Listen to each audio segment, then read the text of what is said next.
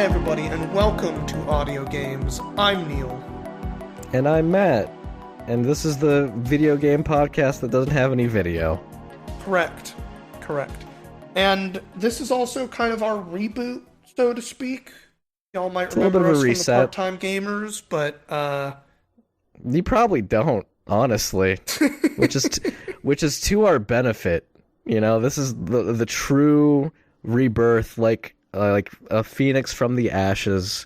Here we are, brand new year, brand new us, new podcast, new name. You don't have to remember any of our past. We sure don't. We're getting old. Yeah. We barely remember what happened last year, but that's kind of like what this one's about.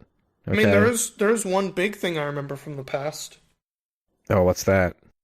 The way that we did our Game of the Year podcasts, and that's what we're doing today, baby. Starting off strong. Boop, boop, boop. You know, I'm finger gunning. No one can see it. This is an audio podcast. Yes, that's exactly what we were saying before. There's no video. If you just look at this chart, you'll see that of the percentage of podcasts that we are going to be doing, it is 100% audio. So yeah, we're going to be going over the previous year's games, especially the ones that we had played. Maybe we'll talk a little about the ones that we wanted to play and didn't. Maybe we'll talk about the ones that we didn't want to play. We're just going to talk about games. That's what this is for. I really did not play very many games I didn't want to play last year. I'm just gonna throw that out there right away. Hey, you know what? Good for you. That's a good way to do it. Personally, I kind of jumped into whatever came along. If something looked interesting and I hadn't heard of it before, then I was like, I'm going to give that a shot. And that worked out really well for me this last year. And I think that being aware of bad games is also a really great way to go. Because if you know about the worst games, then you can just kind of avoid those. And hopefully everything that you encounter will be good. You know, there's very good contenders for worst game of the year this previous year, Neil. Well, I didn't play very many of them, so I'm not sure which ones those would be. I don't think that when a game is sufficiently bad, you need to necessarily have played it to talk about it. I guess that's fair. And I think that, at least in the case of the ones that I'm thinking about, that's... No, I remembered that Harry Potter game came out this last year. Okay, I have things I can say about that too, but we got to get through this list, okay?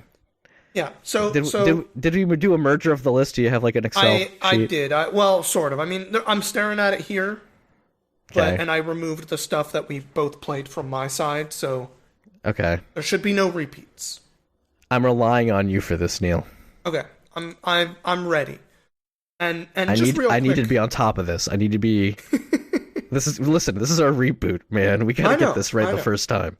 So just to lay it all out there for those of you who haven't heard us do this before, we have collected all the games both of us played. Not both of us as in we both played, but all the games from last year that we played, each one of us. I believe we said we are not doing early access, and we didn't really do major DLC updates. Is that correct? Yeah, I'm not including DLC stuff. Okay. So with that, the list of games we're going to be narrowing down hey, Neil? Yeah. Could you do me a favor? Yeah. On that list that you have of the games that we played, I'm going to need you to remove Starseed Pilgrim. That's not from this year. Oh, shit. Well, okay. I was mostly listing the games that I played. Fair. So let me go. I'm going to remove that from my side, too. Perfect. I think that everything else was actually from 2023. Wild Frost? I've never heard of that one. Yeah, that's a deck builder. All right, everybody. So this is the list of games. I'm just going to read them off, and then we're going to start disqualifying them, basically. I'm going to need high energy from you, Neil. Okay? All right, high energy. Right. I want 110% personality, the Neil personality, because not only is this our way of like showing what our podcast is, but we got to put ourselves out there, man. Okay? We've been doing that for so long, I don't even know who I am anymore. Perfect. Go with that. Perfect. All right. We got Wolong Fallen Dynasty. We got Metroid Prime Remastered. We have Hi-Fi Rush, The Murder of Sonic the Hedgehog, Street Fighter 6. I forgot to remove that from both of our sides. Wow, what a one to forget. Bomb Rush Cyberpunk, Diablo 4, Armored Core 6, F-Zero 99, Pizza Tower, Wild Frost, Fred and Fred, Knuckle Sandwich, Tears of the Kingdom, Resident Evil 4 Remake, Mario Wonder, Super Mario RPG Remake, Mona Lena, Monster Hunter Now, Void Stranger, Halls of Torment, and Baldur's Gate 3. It's Mosalina, by the way. I can't read. That's okay. We're learning about me today. Number one, I can't read. That's a really important one to learn up front. Because it is going to affect episodes in the future, I guarantee it. Yes, definitely. All right. Who wants to go first today, Matt? Who's going to knock a game off right off the bat? Oh, geez. I don't know. Do you remember who did it first last time? I have absolutely no clue. Okay. Well, just out of fairness, it looks like my list is longer than your list. Yeah. So maybe it should be me. Sure. I mean, you can knock from my list. That's never been the rule or anything. I mean, the problem with that is that I don't know enough about the games that you play that I didn't to be making those calls, Neil. Okay. But it's just looking at what you have, look at what I got. I'm gonna go ahead and just nix the Super Mario RPG remake because it's so much the original game. This is not saying that the remake was bad. In fact, it was really, really good. But the problem with that is that it was so faithful that it's almost not a new game. I mean, it basically isn't a new game. So, I mean, Super Mario RPG is a game that's very close to my heart. There's a reason that, having finished this game multiple times, I still bothered to play the remake. And that's because when I was a kid, I rented this game from a place called Blockbuster. Oh, boy. Okay. And I was so worried about not being able to play more of it that I hid it to prevent it from being returned. Now, that only lasted for one extra day, because obviously you can't hide it and play it at the same time. But True. It was a game that I remember being like, wow, it's actually kind of important to know how to read when you're playing video games. And, it was my entry to role-playing games as a whole in a lot of ways. So, I think that it deserves to be on the list because, obviously they put a lot of work into it, and it's not that there's no new content, there is new post-game content, but it is, by and large, the same game. So, understandable. I gotta cut it. I'm glad that it's on the list. It does not deserve to be anywhere further. It's nice to acknowledge that they did it. I think that it's when Nintendo listens to the fans and does things that they want, I think it deserves to be rewarded, because sometimes they don't do that. Often, one might say. As one might say. Okay. So I'm going to go ahead and cut Super Mario RPG Remake. I think I'm fine with that. Okay. It's weird that it's going to go before the murder of Sonic the Hedgehog, but okay. The Murder of Sonic the Hedgehog is pretty fine. It was an April Fool's game, Neil. Yes. And that's why it's going to be in our top 5. Okay. I'm kidding. But I am going to nominate F-Zero 99 before Murder of Sonic the Hedgehog. Really? Yeah. I want to hear the argument of why F-Zero 99 is less good than the Murder of Sonic the Hedgehog. I don't know how many of the 99 games you've played. I played Mario and Tetris. That's it. Okay. Tetris, very good. Mario, questionable. I think I did the Pac-Man one, which was also pretty questionable. And this one isn't bad. I had fun with it for like 2 hours. But it's kind of hectic in the wrong ways, I guess. instead of kind of running around the track until everybody except one person blows up, you're really just doing a 3-lap race. And so it ends up feeling both wildly short, like every round of it is like maybe 3 minutes long, tops. And it starts off like so wildly hectic, and then just kind of gets to this point where it feels like, did you get ahead kind of early or not? Because at the end of lap 3, you're either going to blow yourself up trying to get to the front, or you were in the front for the whole race. At least that's how it felt to me. I mean, one might say the same thing about any kart racing game, Neil. Yes, to an extent. For me, it kind of takes away the 99 part of it, the survival part of it, the battlegroundsiness, I guess. That's fair. When you don't really get into a position where you can ever really be fighting to knock someone away from number one, is I guess what I mean. And again, I did have fun with it. It was just, I felt like the races needed to be extended to like at least 5 laps, maybe, so it knocks out more than like the bottom 20 people. Well, I mean, I can also appreciate a game that like wants to get through its rounds quickly. Because, I mean, we were talking about toilet games before we started recording, and, you know, last thing I want to do is be racing until everybody's dead, and before I know it, I've spent twice as much time on the toilet than I needed to.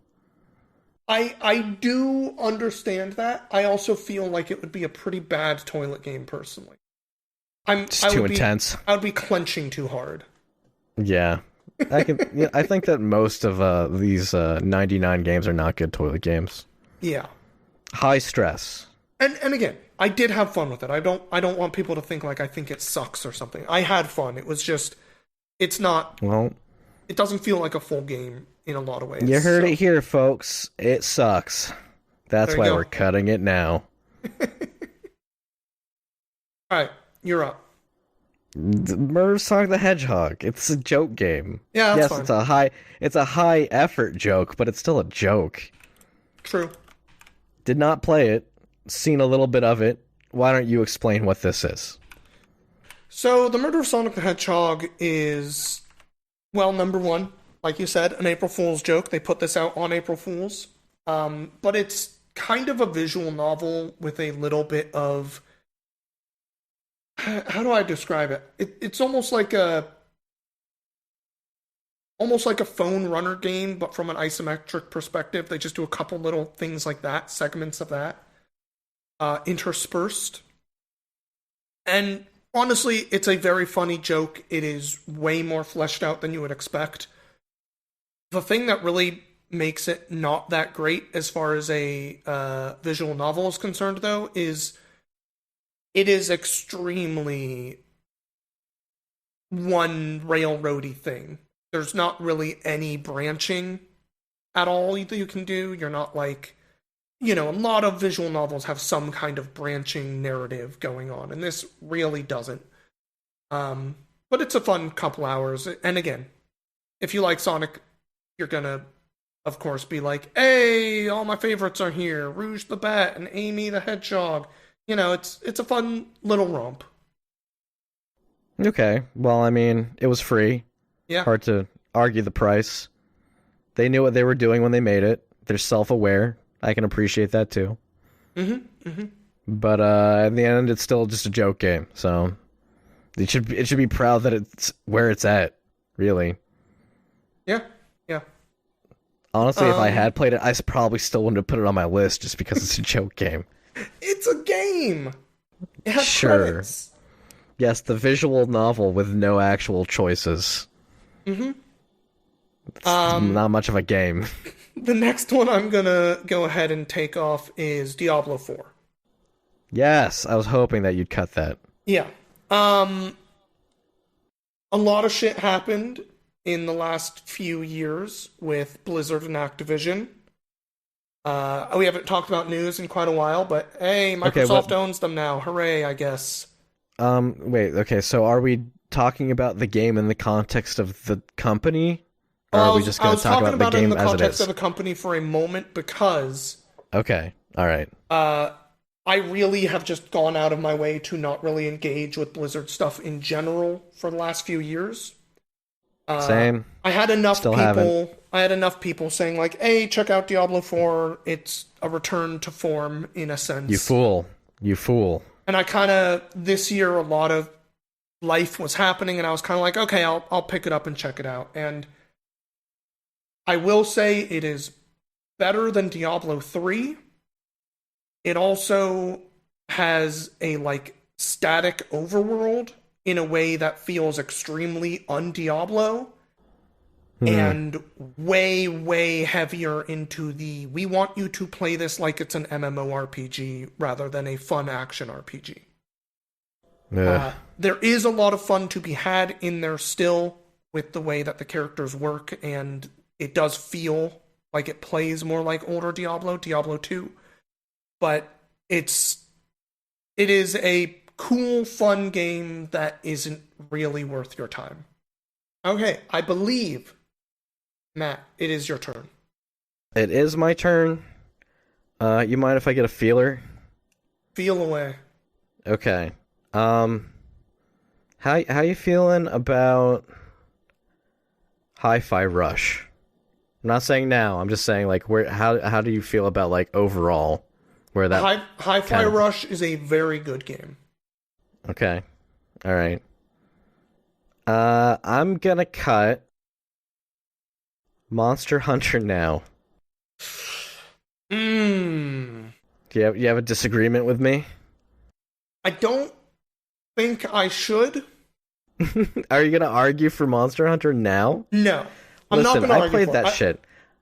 I'm just going to say, and I This know is a game that was on both our lists, okay? Yes. Let's put this out there. We can clash here and both have valid Yes. opinions. I think Monster Hunter now is way better than Pokemon Go. Sure.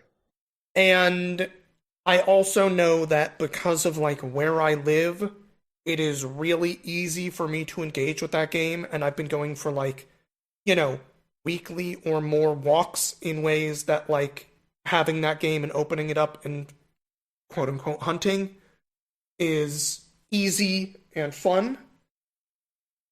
But you're right. It's still fucking it's a Niantic game. Yeah, it's not great. I mean, as far like here's what I'll say about Monster Hunter now. I was pleasantly surprised how much they incorporated into it, knowing what Pokemon Go is. Okay. Yeah. They first of all, there's actual hunting. You know, it's very swipe controls, but it's fairly faithful. Like they pulled the attack animations and everything straight from the games. As far as what it is, as far as that can go, it's good. There's problems with that, and the problems are like you said, like where you're at, you have a lot of places where you can like you play it from the toilet, you know? Mm-hmm. I don't do that. I have like maybe one place that I can engage with from the comfort of my apartment. Yeah. And it uses the I can go to like 4 resource points from like a minute walk from my work. well, that's great for you, but when you hit a high enough rank, when you do enough of the quest lines and you start encountering monsters that basically demand you have better equipment, if you don't have the resources to actually upgrade stuff, then you're kind of just shit out of luck. Yeah. And the other thing is, when I play it, I mostly just feel like I want to play actual Monster Hunter. Like, it reminds me that there's a better game of this out there. That's So, understandable. yeah, I don't know. I just, like, there's the input delay kind of sucks, because it's never, like, quite clear when you are in mid-swipe, when your character is going to perform actions. And so trying to actually time rolls and dodges and stuff is kind of jank. And just connectivity is sometimes an issue. And also, like, if I'm in a car with a friend and I'm playing it, it does the same things like, are you a passenger? And you hit yes. Oh yeah, I get so mad at you. you're like, it asks if you're a passenger, and you hit yes, and it's like, well, you still can't do it. And Yeah, it's like, well, why sucks did for you you. You can't play anymore. why did you fucking ask? Piece of shit game. Anyway, it's a Niantic game. You know, they're good at doing what they do. I don't necessarily think that it's enough to justify the Monster Hunter game. I'm sure there's people out there who are having a grand old time, Neil included. Me, I got over it. Yeah, that's totally fair. I'm gonna throw out a feeler myself. Okay. Wild Frost? Wild Frost, I know nothing about it, so I would be comfortable letting it go. You might want to ask about some other things that you don't know about. I don't know. It's like, okay. what would you, from your list, what would you give up now? On my list, what would be next? Yeah. I really don't want to say because it would be a surprise. Oh, okay. Well, then we can let go of Wild Frost. It's fine. I mean, is there something on your side that you are way less into? Like, really, I would have probably done Monster Hunter Now on this turn too, so... Okay, well then... So Monster Hunter Now was that. good. That's why it's like, ah, shit, what next? I would probably say Bread and Fred. That's fair. And we both played that.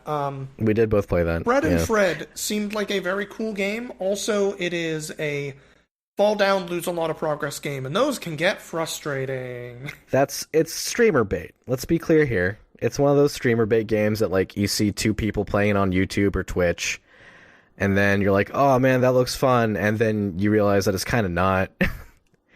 I mean, it kind of is once you, like, figure it out. But, you know, we got pretty far. We did. We had the benefit of sitting next to each other when we were playing it. I think that, I mean, I can't comment on the online experience, but I imagine it's not as nice.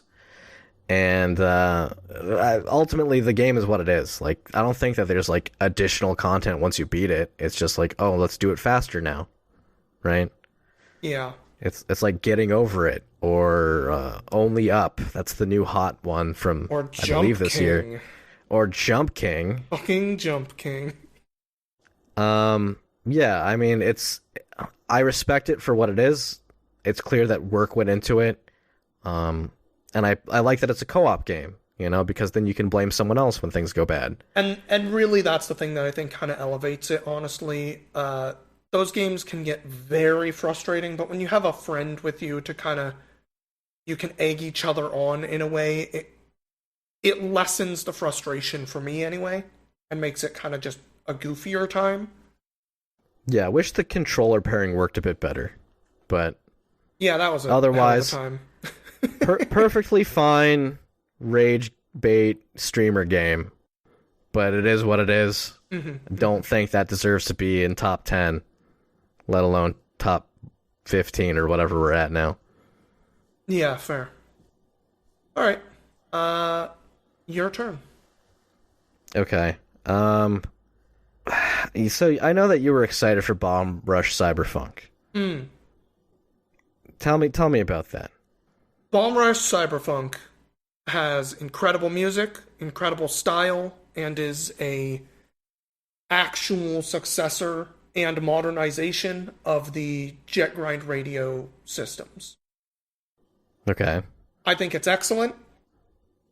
But where's that stand shoulder to shoulder with these other games? For me, pretty high. I have a feeling, I know it's a divisive game. It looks grungy and old. That's kind of the point. I get it. Yeah, and they do a lot with it to make it their own, which is good.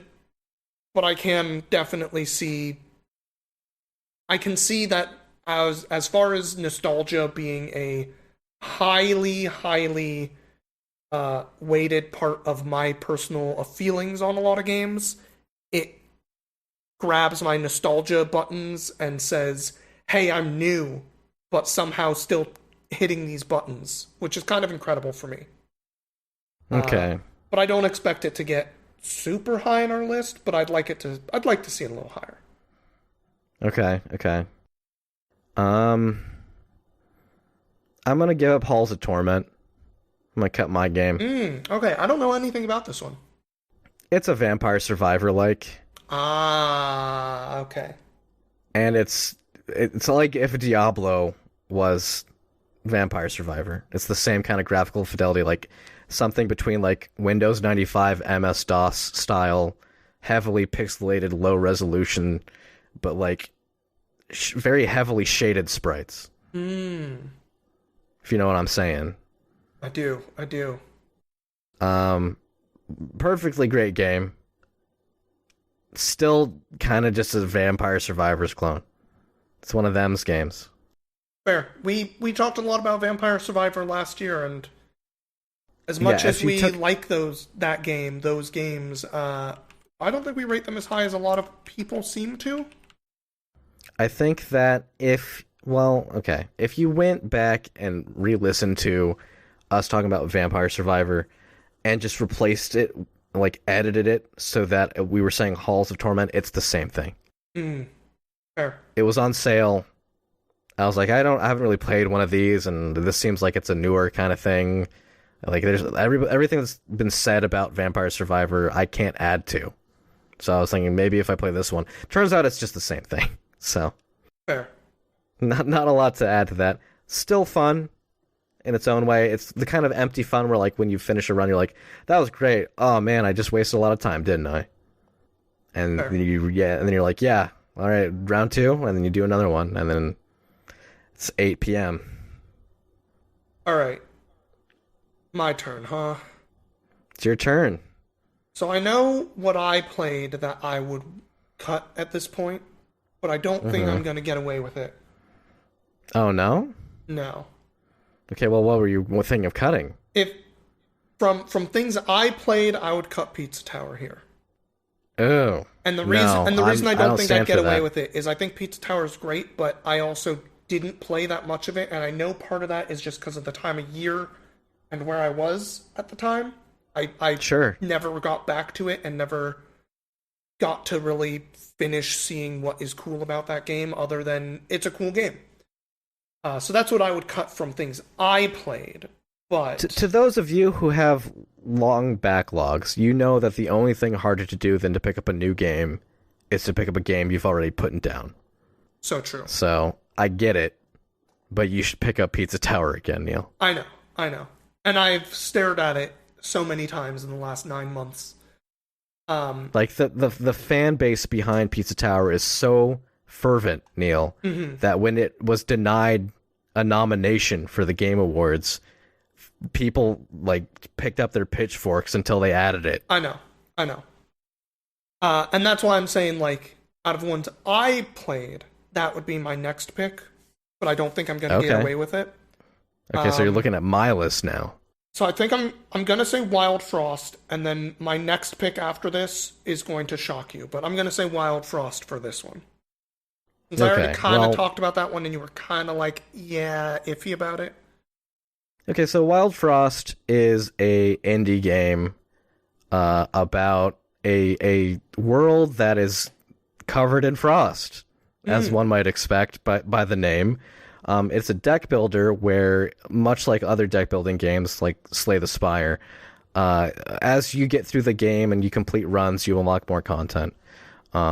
The way that a run typically works is you pick your hero, and the game dynamically generates 3 heroes based on the clan that you're picking from. For example, the Snow Clan, they have like abilities that will stun cards through frost, or have counter abilities. But like, again, as you progress through the game, you unlock other clans that do different things. And you add cards only from shops. You can find them on the map.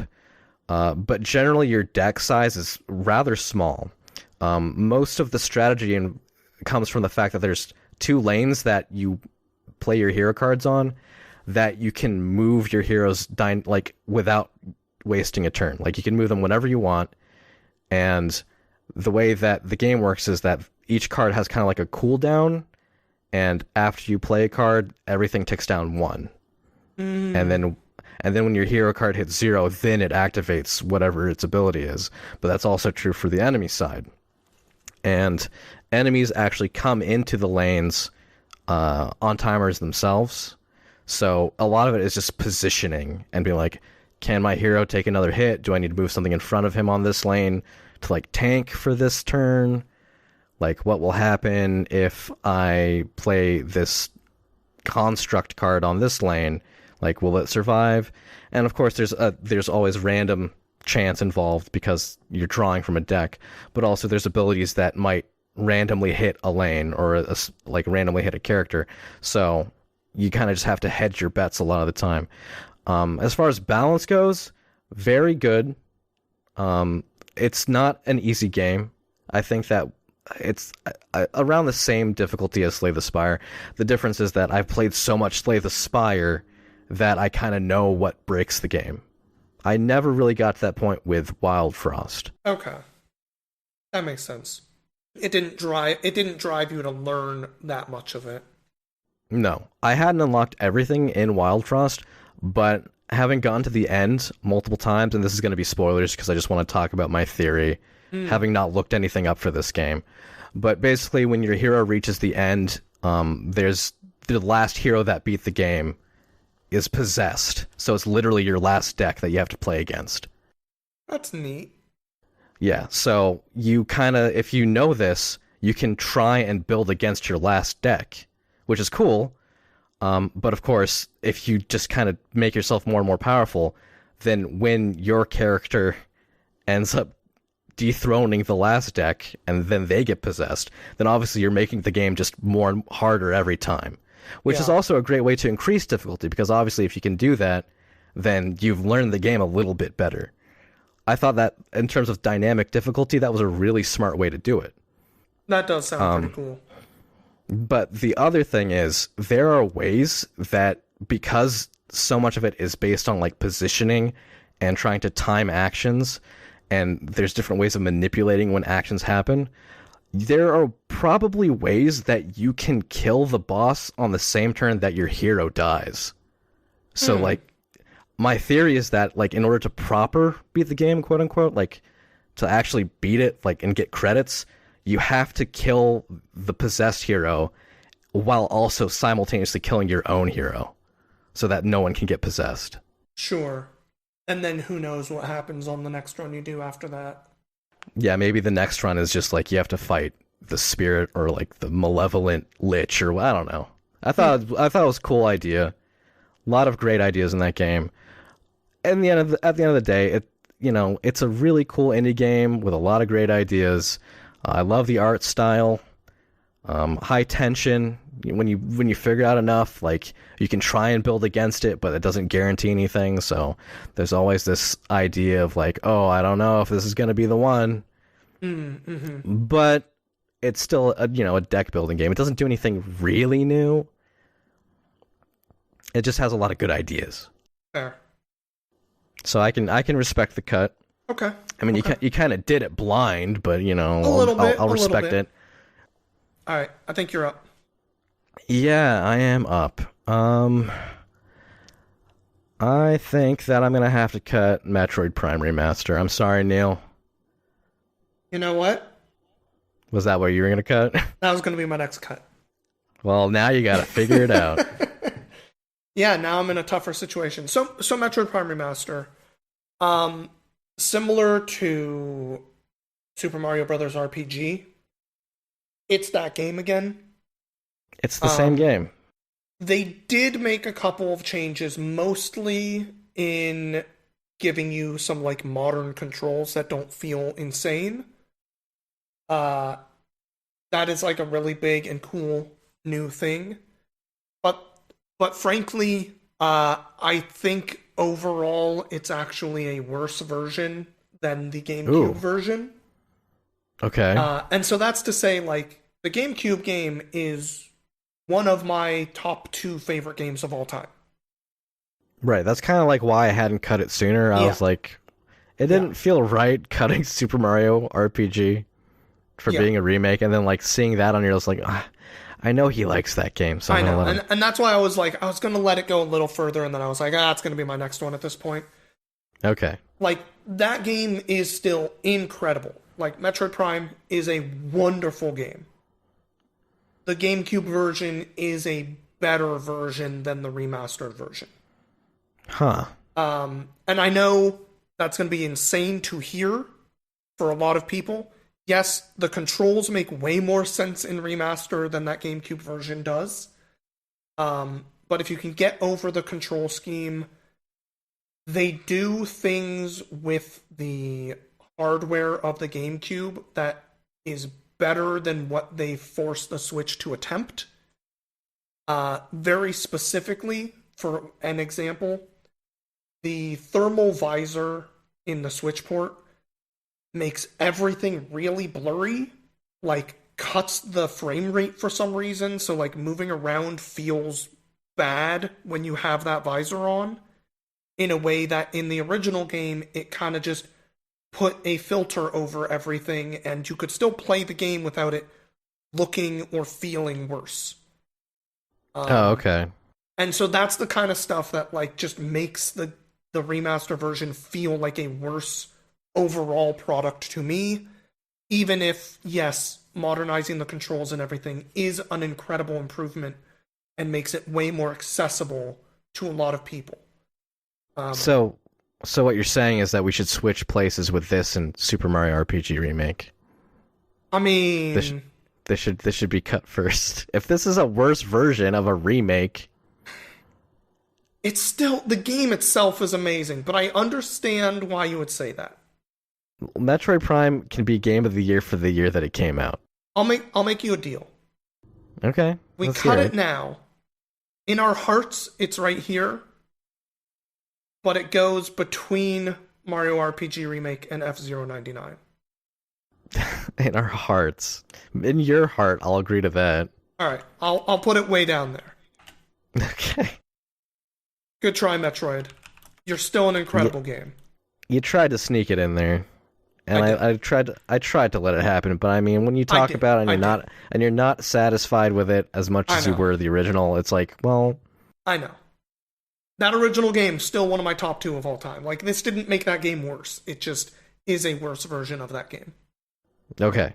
Okay. I'm up. Now I'm in trouble, because a lot of mine are now, at this point, it's basically all games I like a lot. Okay. Yeah, same. Listen, this is how it is every year, Neil. We cut the ones that are easy to cut. I know.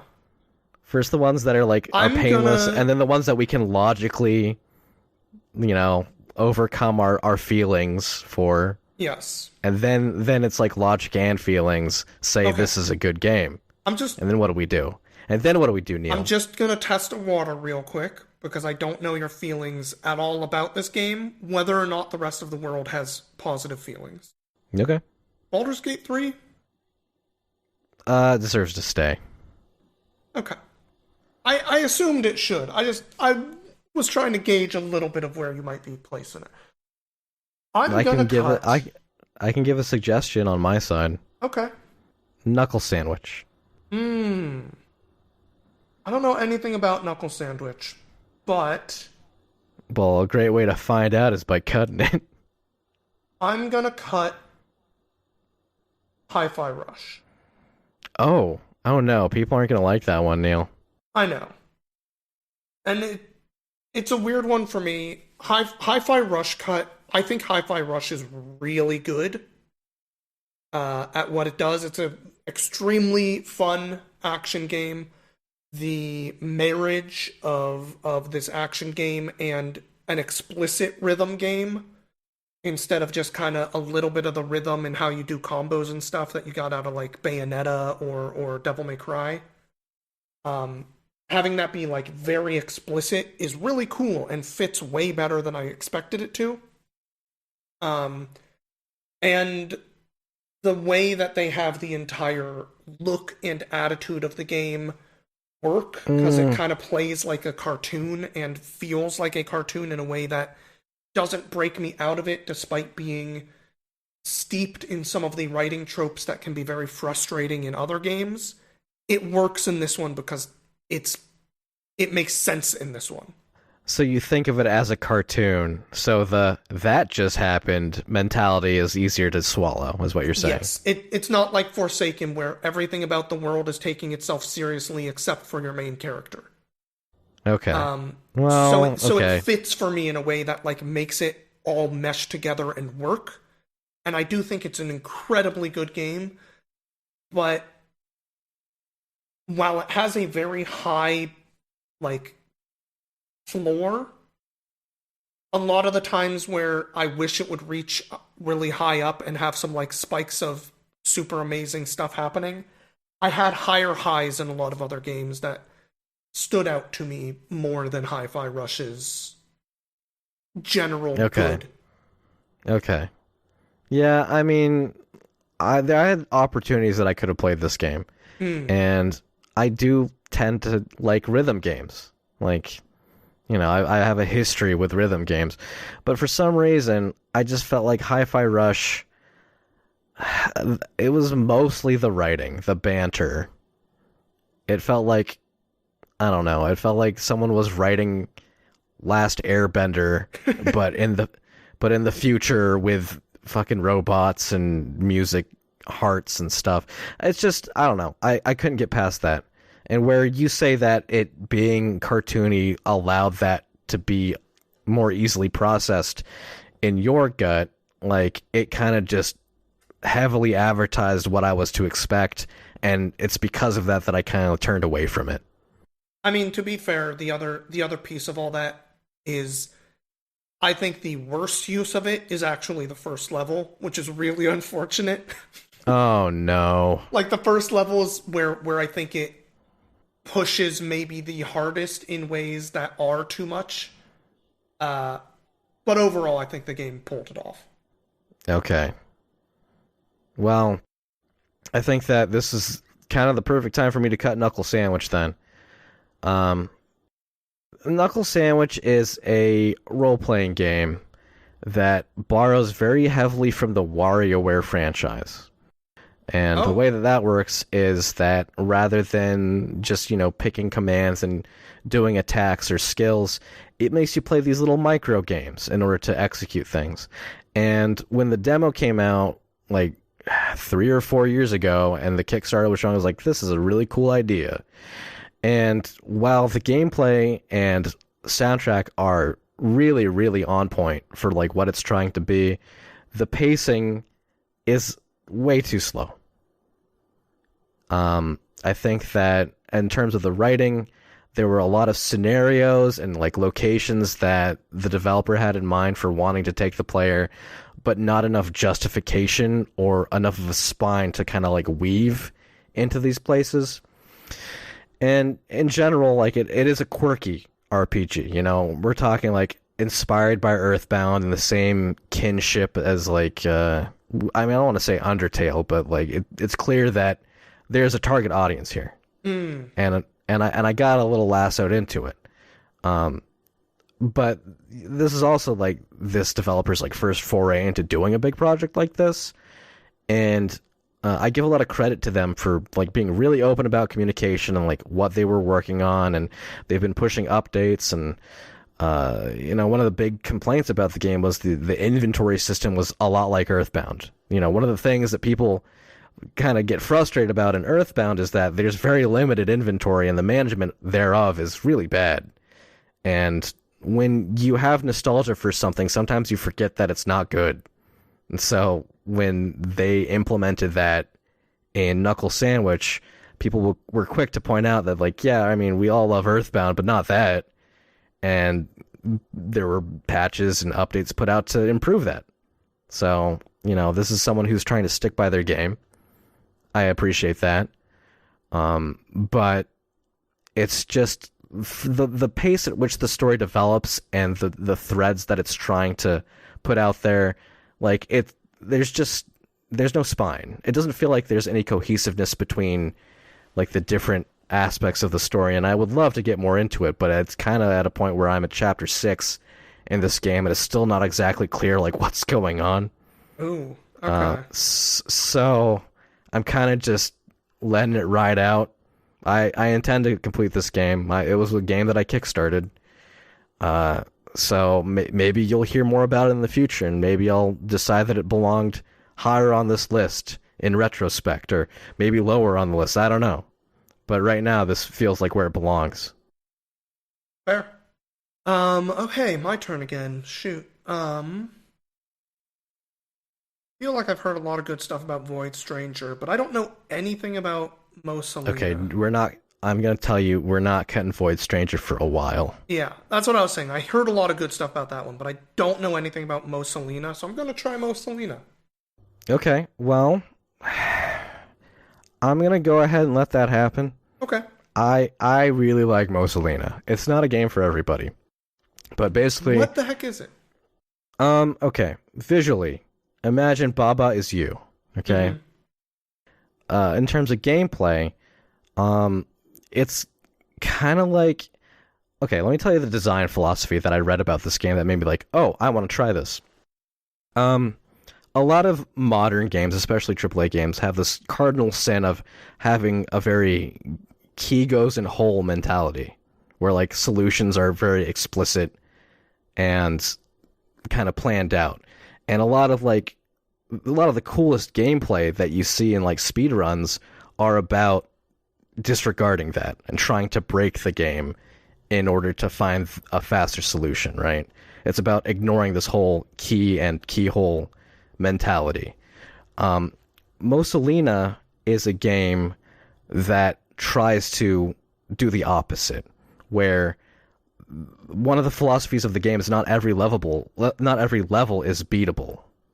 So the game randomly generates 9 levels when you start a game, and then it gives you a selection of 6 devices, or I think maybe more than I don't recall exactly how many they give you, but the game has like, I don't know, 30 plus different items that kind of do a bunch of physics-based things.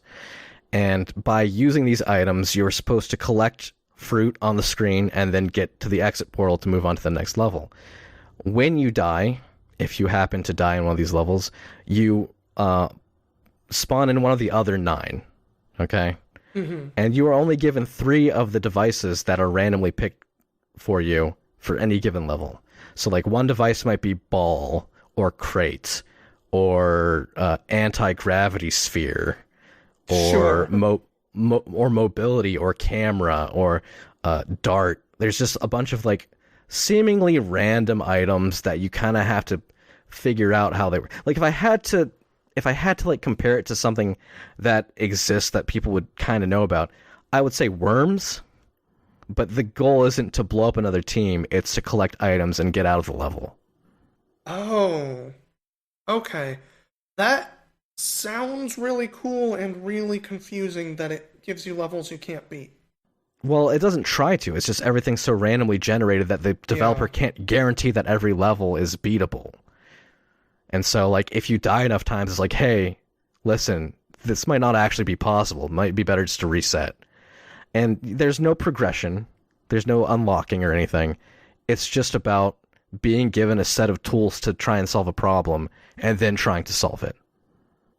Okay. No matter how you want to implement that. And the great thing about this game is that it removes that stress of like, well, you know, there's clearly a solution here that I don't know, right? There might not be. And there's probably a lot of solutions that you can do if you had other tools, right? Mm-hmm. And it makes for a great toilet game.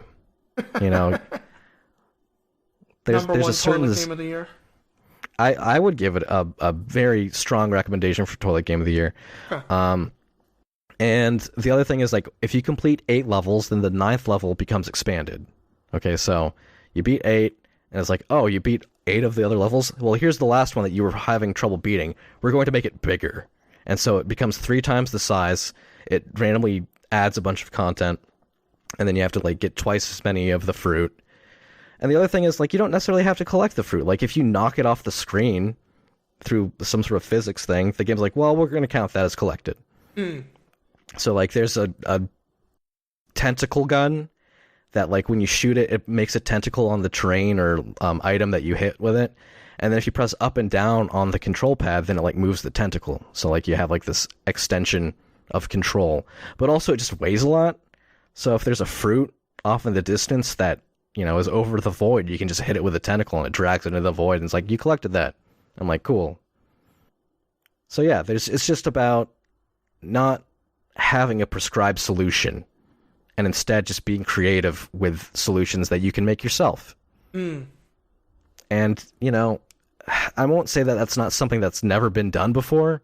I mean, there's another game that we're coming up on probably relatively soon that has a similar idea. I think that by and large Mussolina is designed with that in mind, the idea that there's no explicit solution. And I just really like it. I think that there more games need this approach. I think that's very high concept. They had an idea and they went with it. So, I'm glad that's on the list. Fair. Hearing you talk about that game, I had the sudden realization of neither of us played Viewfinder this year. No, and I have reasoning for that. Fair.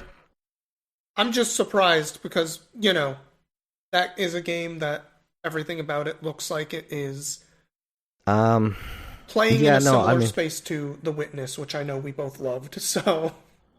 Yeah, I hear that it's a relatively short game, for one. And then the other thing that I realized by watching a little bit of like someone playing the beginning is that the dialogue has problems. Fair.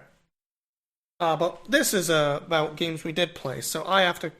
Yeah. No, you have to cut one. I just cut most of it. Oh, okay. You cut most... Ow. I just bumped my mic, sorry. Let's see. What's still on the table here? A lot of things. I think that maybe now is the time to be... Well, okay. Wolong? How are you feeling about Wolong? Let me ask you a specific question. Did Wolong do anything new? Or did it just do things better? It did some stuff new. It is something I would be willing to talk about now. Willing to talk about or willing to cut? Willing to say my piece as we cut it. Okay. Yeah, let's hear about it. Okay. Wolong Fallen Dynasty is awesome. Okay. The systems that Team Ninja decided to implement to try to make it more of an action game rather than a Souls-style game, which is what Neo was sort of aping towards when they came out with Neo way back when. Sure. The stuff they implemented to make it more of an action game, I think, is kind of incredible. The morale system and stuff makes it so that when you go back and replay levels, even if you've leveled your character way up, you still get the fun progression through the levels that you want out of an action game without just everything is one shot now. This is boring until I fight the boss, that kind of thing.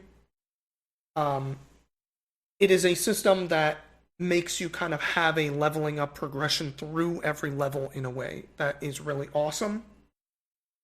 And the spirit bar, instead of a stamina bar with its negative and positive spirit, and the way that you cash out that spirit for special moves and magic, I think is way cooler than the way that a standard stamina bar works, and allows you to just be way more in the action. This game had one of, if not my favorite boss of the year in it, but it is also a game that you can feel that this is the first attempt at a new idea. And by that I mean, as fun and as cool and well everything works, it feels like there's something missing from the main way of engaging with it, the main combat of the game. I don't know if that's some kind of other bar to manage or a bigger breadth of moves per weapon. A lot of the weapons feel a lot more samey, for example, than any of the weapons in Neo 2 that are all wildly unique and have huge move lists that you are figuring out how you want to implement. This game feels pared down too much in some fashion. So even though I had a ton of fun with it, it just doesn't rise up to be all the way up there as like, holy shit, this is one of my favorite action games of all time. It's super fun and super cool, and I'd play more of it. But I would also play more Nioh 2 than... I would be more excited to return to Nioh 2 than it. So... You really liked Nioh 2. More than I thought I would. Way, way more than I thought I would, especially because Nioh 2 starts off really rough. The sunken cost fallacy, maybe. I think it's just that when you level up in Nioh 2, you can build yourself around the parts of the game that detract from it early game. Okay. Anyway, Wo Long Fallen Dynasty. Thank you for your service. I hope you get a sequel. Okay, well, where are we at now? Like, how many do we have left? I think we're in our top 10 at this point. But I'd have to count. 1, 2, 3, 4. Okay. We've cut 13 out of, I think, 20-ish. Okay. And you cut Wo Long there, so it's my turn. Yeah. You've done a really good job of generally cutting the thing I was going to cut next, which is frustrating. Yeah, it sucks that we agree. So, I'm ready to hear you talk about Resident Evil 4 Remake. And before you go any deeper, I know as far as like our other two remakes on this list, this one had way more substantial changes to it than either of the absolutely. other two. Yeah. So when they announced the Resident Evil 4 remake, there was a lot of trepidation from fans of Resident Evil 4 saying, "Why? It's still good." And I was of that ilk. I was like, well, does 4 really need a remake? It kind of honestly defined a lot of what Resident Evil became, and because of that, it exists as the cornerstone that it needed to be. And boy, before Skyrim, we had Resident Evil 4 being ported and put onto everything. Okay, it came out on the Wii. Like, I remember it originally came out on the GameCube. Yep. And there's a lot of interesting history behind the GameCube version of Resident Evil 4. And then the PlayStation people were getting real pissed off. They're like, oh, we want it on PlayStation, so they put it on PS2. And they just kept moving it, and it was on PC, and then it was on Wii. Anyway, at this point, it's been on just about everything. It's been on pretty much everything. And so when they announced a remake, people were like, well, we get it, because like you've remade 3, you've remade 2. I guess this is the next one to remake. There just wasn't a lot of like faith, I suppose, from the people who were most enamored by Resident Evil 4 to begin with. But as more gameplay came out, as more of the visuals showed just how much they were able to like invoke the feeling of the original Resident Evil 4 while making it more sensible to modern taste and, the current what the hardware is capable of, it was like, oh, okay, yeah, this kind of does need a remake, doesn't it? And boy, I sat down and did it in like maybe 2 or 3 sittings. Great game. I've always loved Resident Evil 4. It's my favorite Resident Evil, which I guess is why I myself was a little concerned about them handling it. Yeah, that makes sense. But they kept everything that was good about the game, kind of compounded on some things that were less interesting. The combat is a lot more engaging, whereas Leon Kennedy in Resident Evil 2 is kind of like this doughy rookie, the Raccoon City Police Force. This is a hardened, I went on missions in the jungle Leon Kennedy. And, now he knife fights. And boy, is that knife fighting satisfying. And you might be like, well, if you can just block and, dodge and do all these things and you're like an action movie hero, then is it really that much of a survival horror game? Still no. But the original Resident Evil 4 wasn't either. Yeah, that was always the thing that kind of drove me away from Resident Evil 4, and I know it's been like you look at Resident Evil 4 when it came out, and it's the reason we have tons of franchises. That's why, like, Gears of War doesn't exist without Resident Evil 4. Yes, the over the shoulder third person camera for shooting Yeah. is all traceable right back to Resident Evil 4.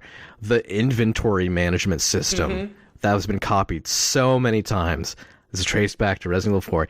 And these are the things that they kept. And they knew that these were the hallmarks of what made the game great. And they didn't mess with that, and as they shouldn't have.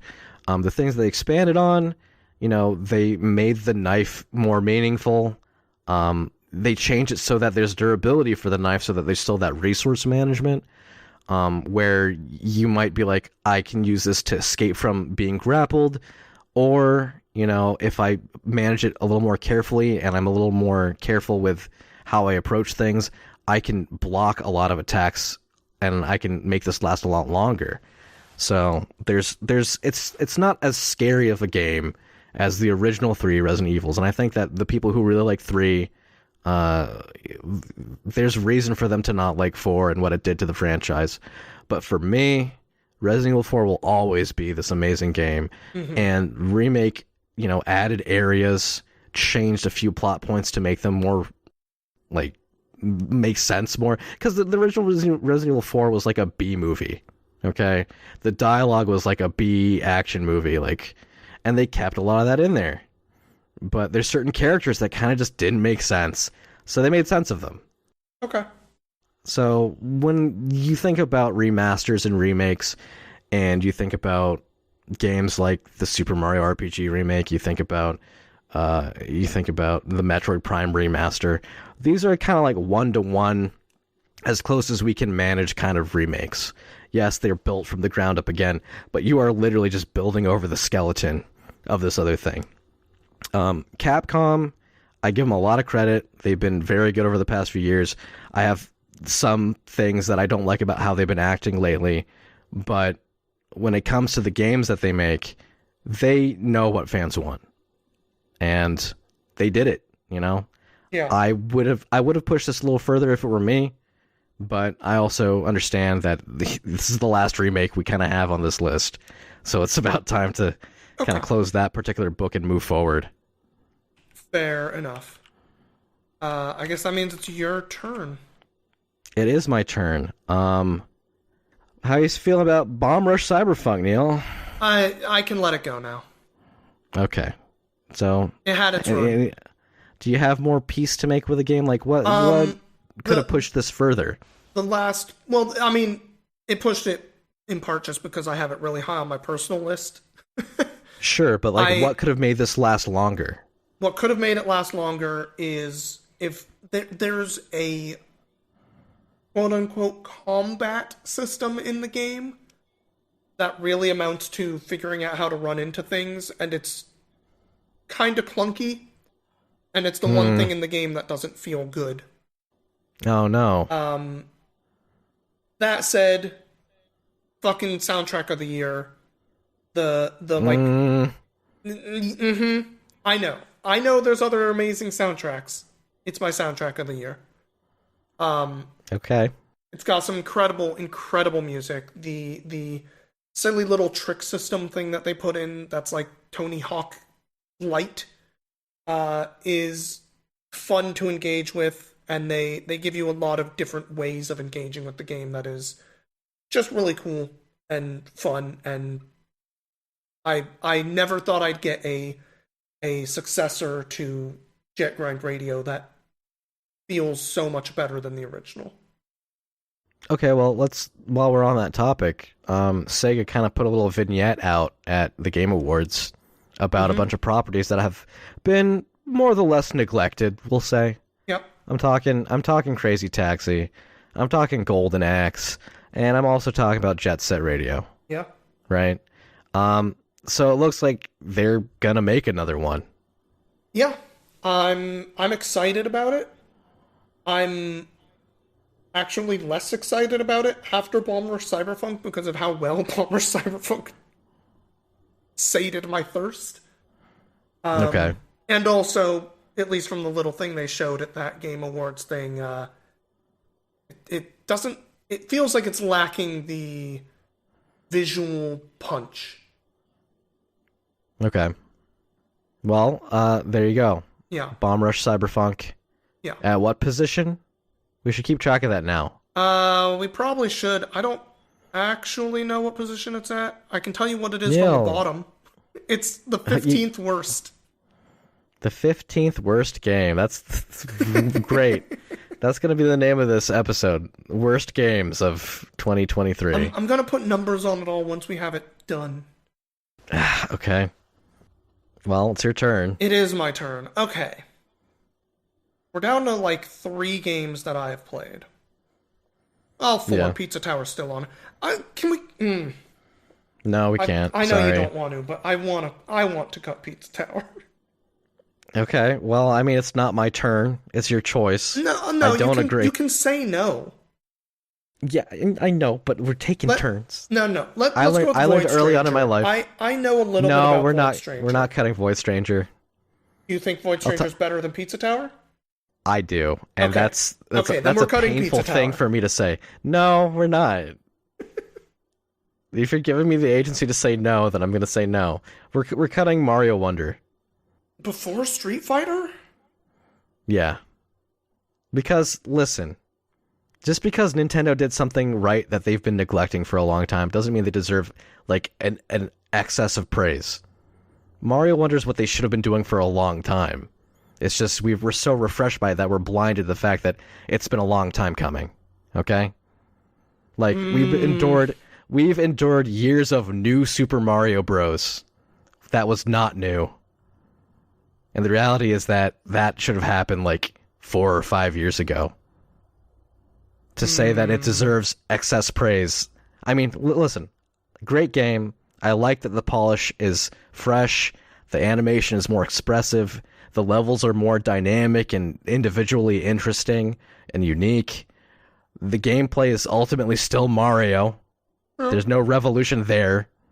And again, my main qualm with pushing this farther is that as cool as Mario Wonder is, it should have been something that came a long time ago. I mean, we've talked about me having pretty high nostalgia factor. Yeah. Mario Wonder definitely nostalgia factors. So here's what I propose, and this is something that we've done in past years, I believe. I'm going to double pick, and I'm going to pick Mario Wonder now, and then you get picked to pick 2. Okay? Because Mario Wonder has to go. I'm sorry. It's just there's nothing revolutionary about this game. Okay. It's a fresh coat of paint, a much needed fresh coat of paint that is all right. premium paint. Premium paint. Don't get me wrong. If we're putting Mario Wonder there, Yeah. that's fine. Okay. The 2 games, frankly, that I want to cut the most at this point are Pizza Tower and Baldur's Gate. Okay. Void Stranger I don't know enough about, but I've heard cool stuff about it. And I know, like, the black and white Game Boy-ness and, like, the puzzle aspect. Neil, I've heard really cool shit about it. The only thing I have to say about Void Stranger right now is that it's Tunic levels of good. Okay? Okay. And I'm hoping that every year I play a game that you haven't, and I'm like, Neil, you need to play this game. And you're like, okay, and then, it ends up like fucking Forgotten City. It ends up like Forgotten City, and then you just never play it. I know. But this one you need to play, okay? You did get to Chicory, yes. Anyway, I would like to cut Baldur's Gate 3. I'm going to let you do that. Okay, and let's cut Baldur's I'll talk Gate 3 about that. Because I'll tell you why I want to cut it first. Okay. I have played a chunk of hours of Larian games.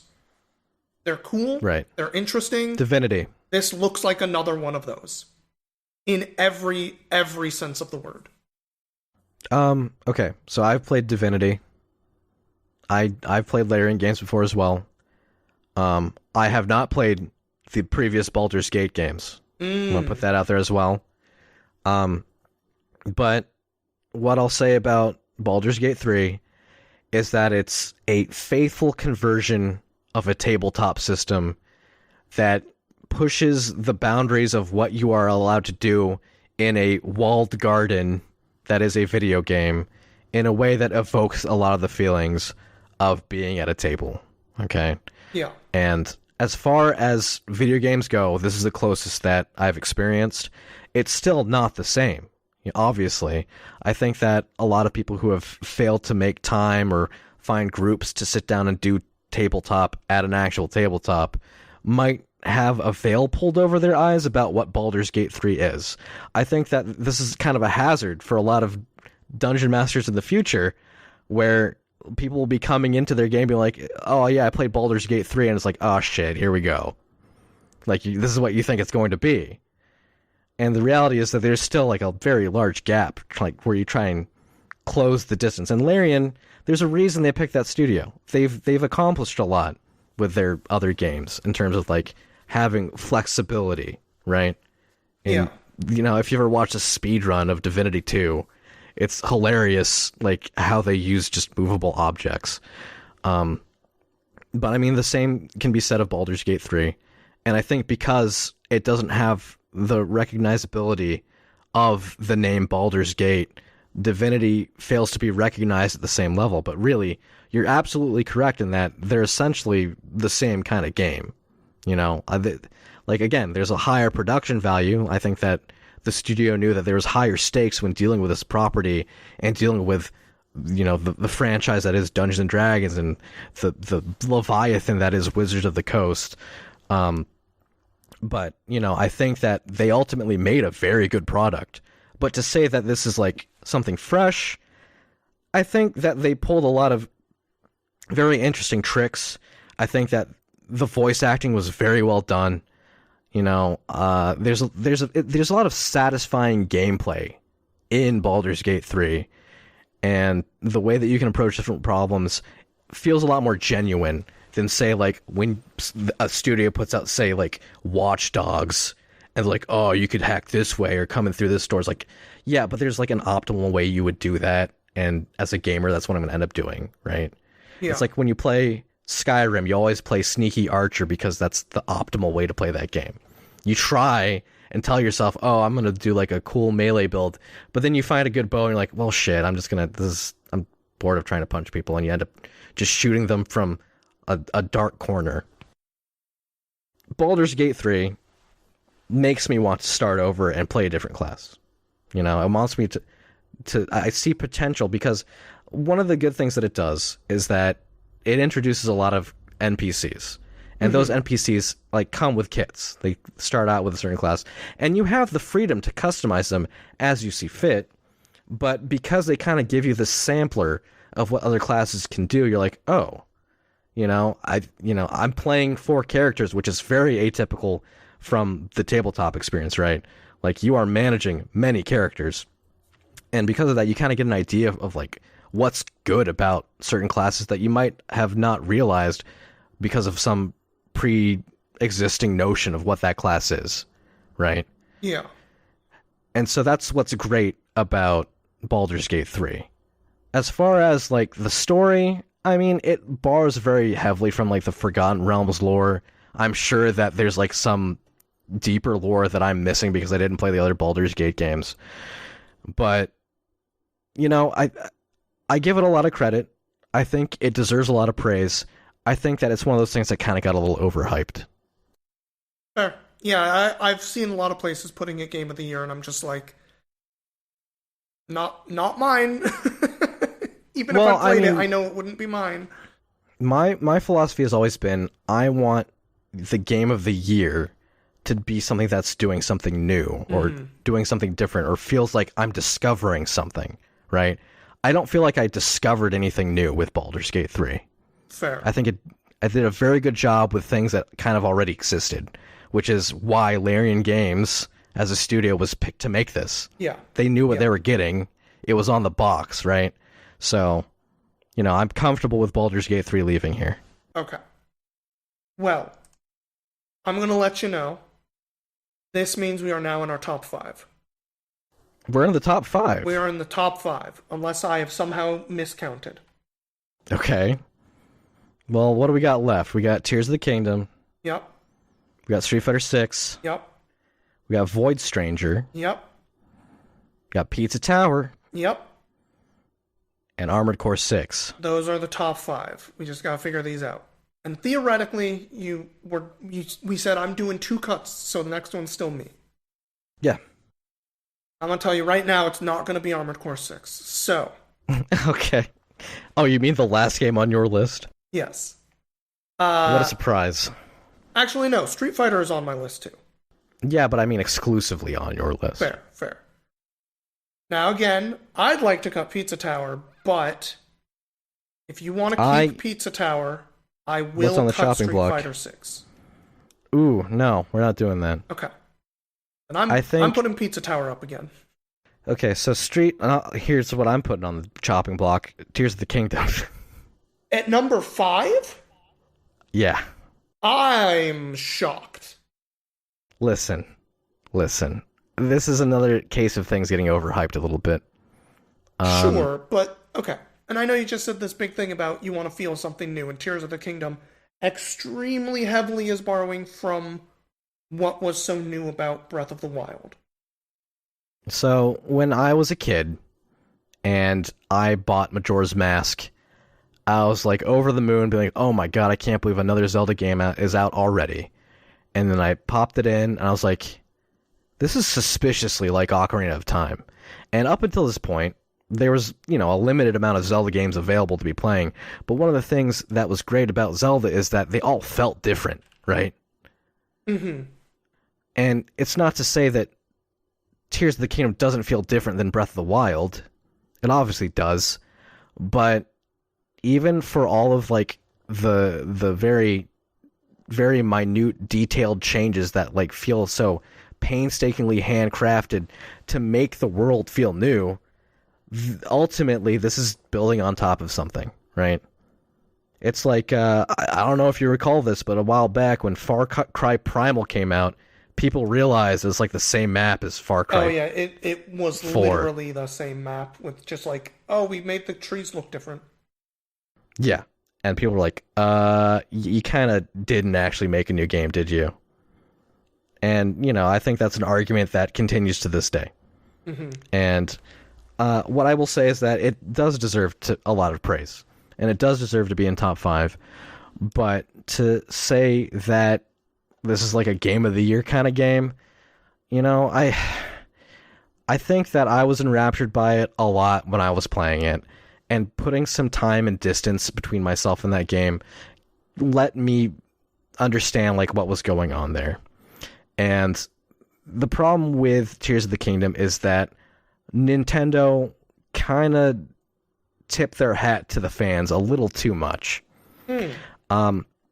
And here's what I have to say about it. So, Breath of the Wild had a lot of problems.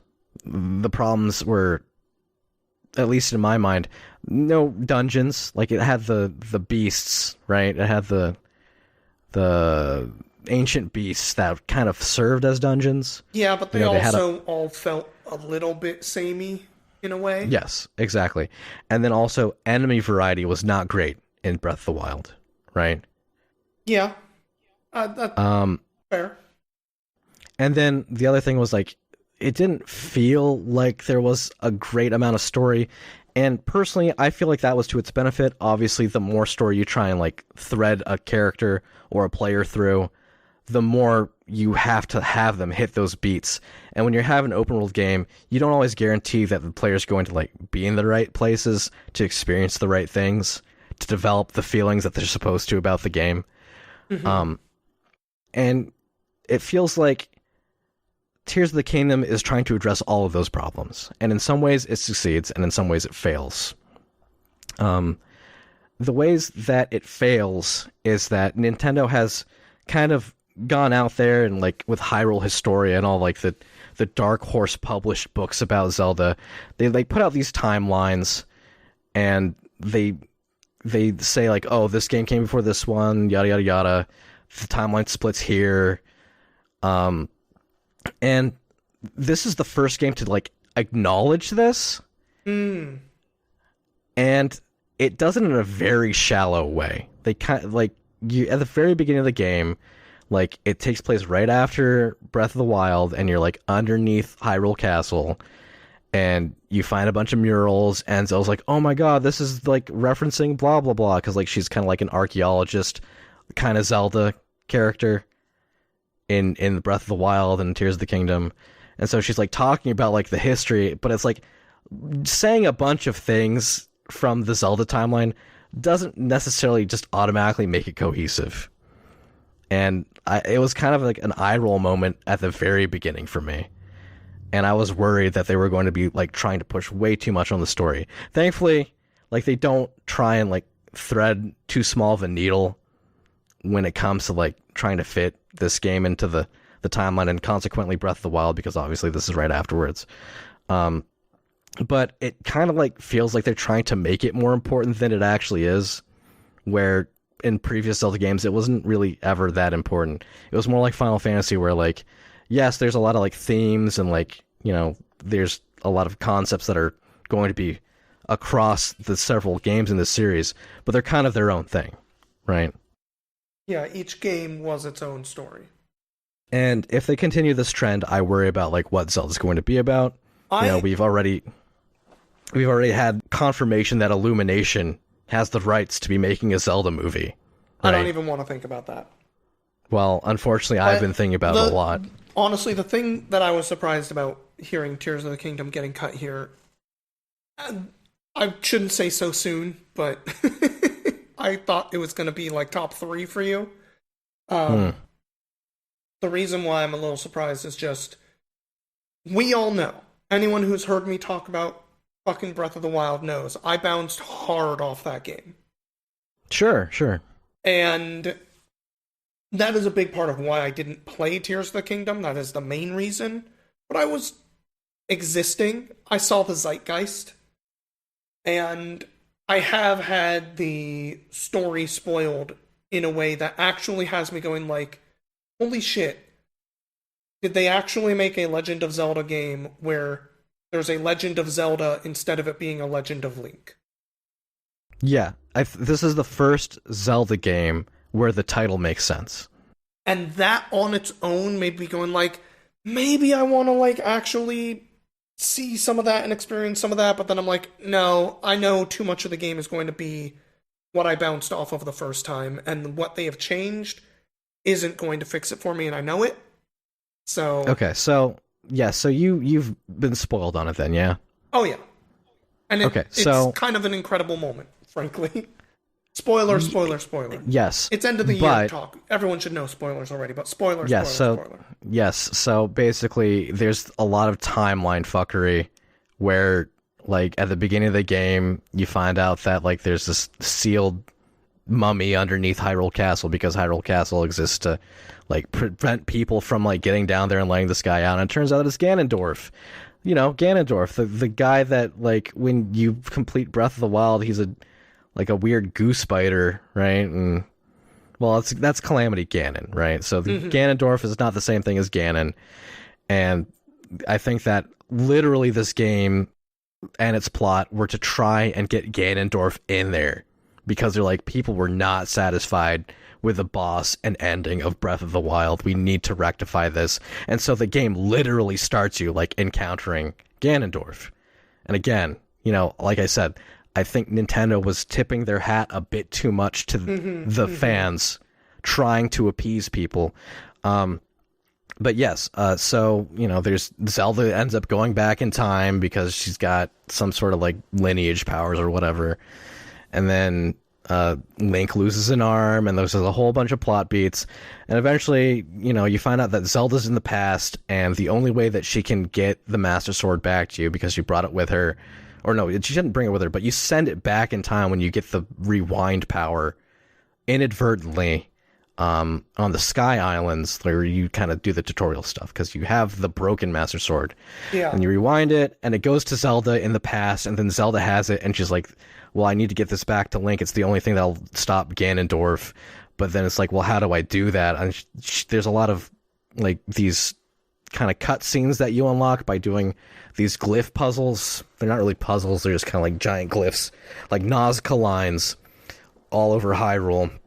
And then when you find the right place, you can get a cutscene where it's Zelda trying to figure out what to do, and it gives you some lore about like what had happened and why Ganondorf was underneath Hyrule Castle and all that. And so you kind of like get through all these mysteries, and then you find out that the way that Zelda was going to bring the sword back to Link is by turning herself into a dragon and losing her sense of self and her identity. It's because dragons can live eternally, and so by becoming a dragon, she can ensure that she brings the Master Sword back to Link in the future. Which is a very emotional moment. They play it up, they tug the heartstrings. And the sense of duty that Zelda has for like making sure things are set right. It's a lot. It is. Yep. And they do it beautifully, and the cutscenes are great. And the main thing is like at the very beginning of the game, you can see the light dragon that is Zelda like out there. And then you realize, oh my god, that's why there is a fourth dragon when there were only 3 in Breath of the Wild. And then you go up there and you get it, and like there's this whole cutscene, and it kind of alludes to like a lot of the stuff from Link to the Past with like the Golden Land and all that. And anyway, all of that is good. All right, I'm glad that they made it The Legend of Zelda. Mm-hmm. I'm glad that they tried to inject some story where it was kind of like mostly absent. It's very front loaded in Breath of the Wild. They do a very similar thing with like going to locations and Link gets his memories back.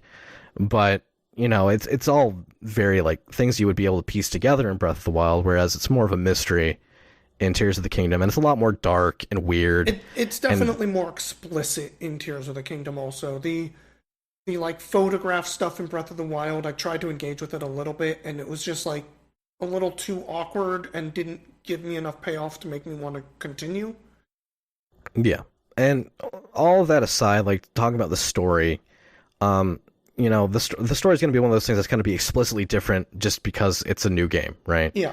The gameplay is by and large the same, except for the use of Zonai devices. And of course, they replaced a lot of the Sheikah Slate powers with these Zonai fucking Rauru hand powers that you get from Zonai shrines. And I'm not here to play Minecraft and build shit, so it's fine. Well, okay, so it's not really Minecraft that you're playing. It's more like playing with Kinects, Sure. Like you're not trying to like build a house and live in it. You're trying to like create devices that will help you solve problems. And where I was talking about Mosalina before, I think Mosalina did this better. It's just weirdly clunky when you're playing at 30 frames per second and trying to assemble things. They do everything within the Switch's power to make it more palatable, and they do a very good job with like things like auto build. Like the game definitely remembers a lot of like what you're doing. But the problem with the Zonai device is that once you find a device that kind of just fixes all of your problems, you're just going to keep using it over and over. And so it stops being about exploration, whereas in Breath of the Wild, the whole weapon durability system was not just to encourage use of different weapons, but to force you to. The idea of having these Zonai devices and having auto build and this like currency that is just universal and lets you build whatever you want whenever you want to, is that you're going to go back to the same well and draw from it every time. And so whatever Zonai device you take turns into the way that people used bombs in Breath of the Wild. They just solve all the problems. Well, I mean, the main thing is like the double fan bike that everybody made, right? It's, now I can fly. I can fly wherever I want. I don't need to deal with terrain. I don't need to deal with encounters I don't want to. I'm just going to fly directly to this next place. And I was guilty of that too. So I just feel like there's kind of a disconnect there. Whereas at least in Breath of the Wild, there was a connection to a lot of the systems by way of like you are on foot and exploring. Sure. You are climbing. You are, on a horse sometimes. Like you do a lot of wind gliding. But when you have the optimal solution in Tears of the Kingdom and it's there available to you whenever you want it, then you're going to do it. And that's a flaw, It's not going to encourage trying different things. Yeah. It's going to show you that this is, the way to do it we live in an unfortunate age where, because Zelda is so popular, then, you know, people are going to be going online and looking at stuff, and of course they're going to see what other people are doing, and they're going to say, oh, well, there you go, that's what you're supposed to do. And, you know, I do like what they did with those powers. Ascension's really cool. I think that just in terms of design, with the idea of, like, we're going to add a bunch of caves to Hyrule because that's how we're going to expand the map. It's a perfect solution, you know, that makes it feel more in line with the gameplay than just like an escape button, right? Whereas a lot of games have like an item that you can use to escape from a dungeon. Like, the idea of like literally just going through the ceiling up to the surface is cool. And there's a lot of interesting puzzles that use that. Ultra Hand obviously is how you build the Zonai contraptions. The fuse mechanic was really cool. I think that if it were a little more dynamic, then I probably would have engaged with that more. Essentially, when you get to like a certain point in the game, when you have unlocked enemies that are a certain strength, then that's what you kill and then fuse to your weapons. It's basically like Monster Hunter, except with more tedium, right? Yeah, and then they have the rewind power, which is kind of like the iconic, this is why this is all like going on power. Yeah. But also, I remember people being like in awe of the coding and like how it worked and how the game had memory for how things moved and physics and everything. And I'm like, you know, that's cool and all. It still doesn't make it more interesting of a power. I think that, yeah, there's a lot of technical savvy going on here, but I don't know. I like blowing myself up and going far, so there's a part of me that will always be entrenched in Breath of the Wild's wind bombing. But again, you know, for me, Breath of the Wild was good because exploring felt rewarding. Tears of the Kingdom was not good because exploring felt too easy. Like, it wasn't really exploring. You know, I go up high, I see a thing, I fly to it. Everything in between where I was and where I'm going is unimportant. Like, I'm not going to find anything new. It's like in Red Dead Redemption 2, right? There was no fast travel available easily, right? But because of that, you learn to appreciate the terrain a lot more. You learn to find interesting things from one point to another. And it's the same thing with, like, and I hate to, like, go on a rant here, but, like, Skyrim was good because any direction you went, you would have like these little icons and you could be like, oh, there's something over here. I feel like I'm exploring and discovering things. Whereas Starfield, which was a game that came out this year, there's just empty. Yeah. They say, oh, look at all the planets that you can explore, but there's no reason to. Yes. Anyway, I just wanted to use that opportunity to trash on Bethesda. So yeah, Tears of the Kingdom. Frankly, sometimes they deserve it, as someone who's never enjoyed a Bethesda game. Well, I mean, I think that's a little biased. A little bit. But number 5. Number 5, Tears of the Kingdom. Your turn to cut. I am going to cut. This sucks. Mm-hmm. Sorry, Neil, but I'm going to have to cut. I'm going to cut Pizza Tower. I'm okay with that. I know, I was just trying to create dramatic tension. Pizza Tower is really cool. It is... amazing soundtrack. It is a very good soundtrack, and it is doing some things with the 2D platformer that I haven't seen before. The movement in that game is the most satisfying movement that I felt in a platformer in so long. And it borrows very heavily from Wario Land, particularly Wario Land 3, I think, for Game Boy Advance. Mm-hmm.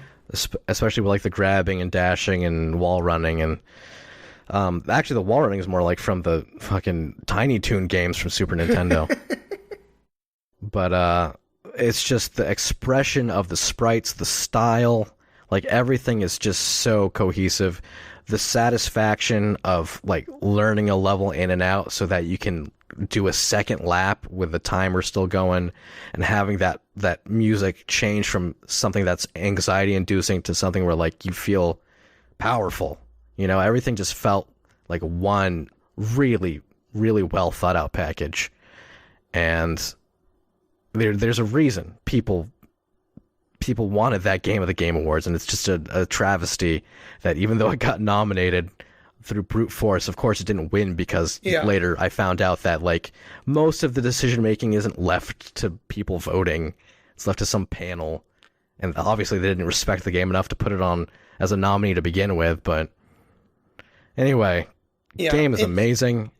People have made fan games already. There's been tons of fan art. Like, it's just, I don't know. It came out so early. It's easy. And I will say, out of the games I played this year and want to go back to, it's top of the list. I just haven't done it because I've been bad about going back to games. Yeah. Because I was enjoying my time with it. It just was, at the time for me, very hard to engage with, because at times what it was asking of me, and also the fact that my controller was dying while I was playing it, which I replaced my controller and haven't gone back since then. That's like the main thing that I'm like, Neil, why haven't you done this? But the one piece that like really was overwhelming me at the time, in part because just everything else, the visuals. They are unique, they are crazy, but every single level has its own visual language in a way that just meant like every level felt like I was learning something from the ground up in a way that I just didn't have the mental capacity for at the time. And it's why I want to go back, because I know the things I did enjoy about it were so good. But yeah, and this is why it deserves to be farther than Mario Wonder.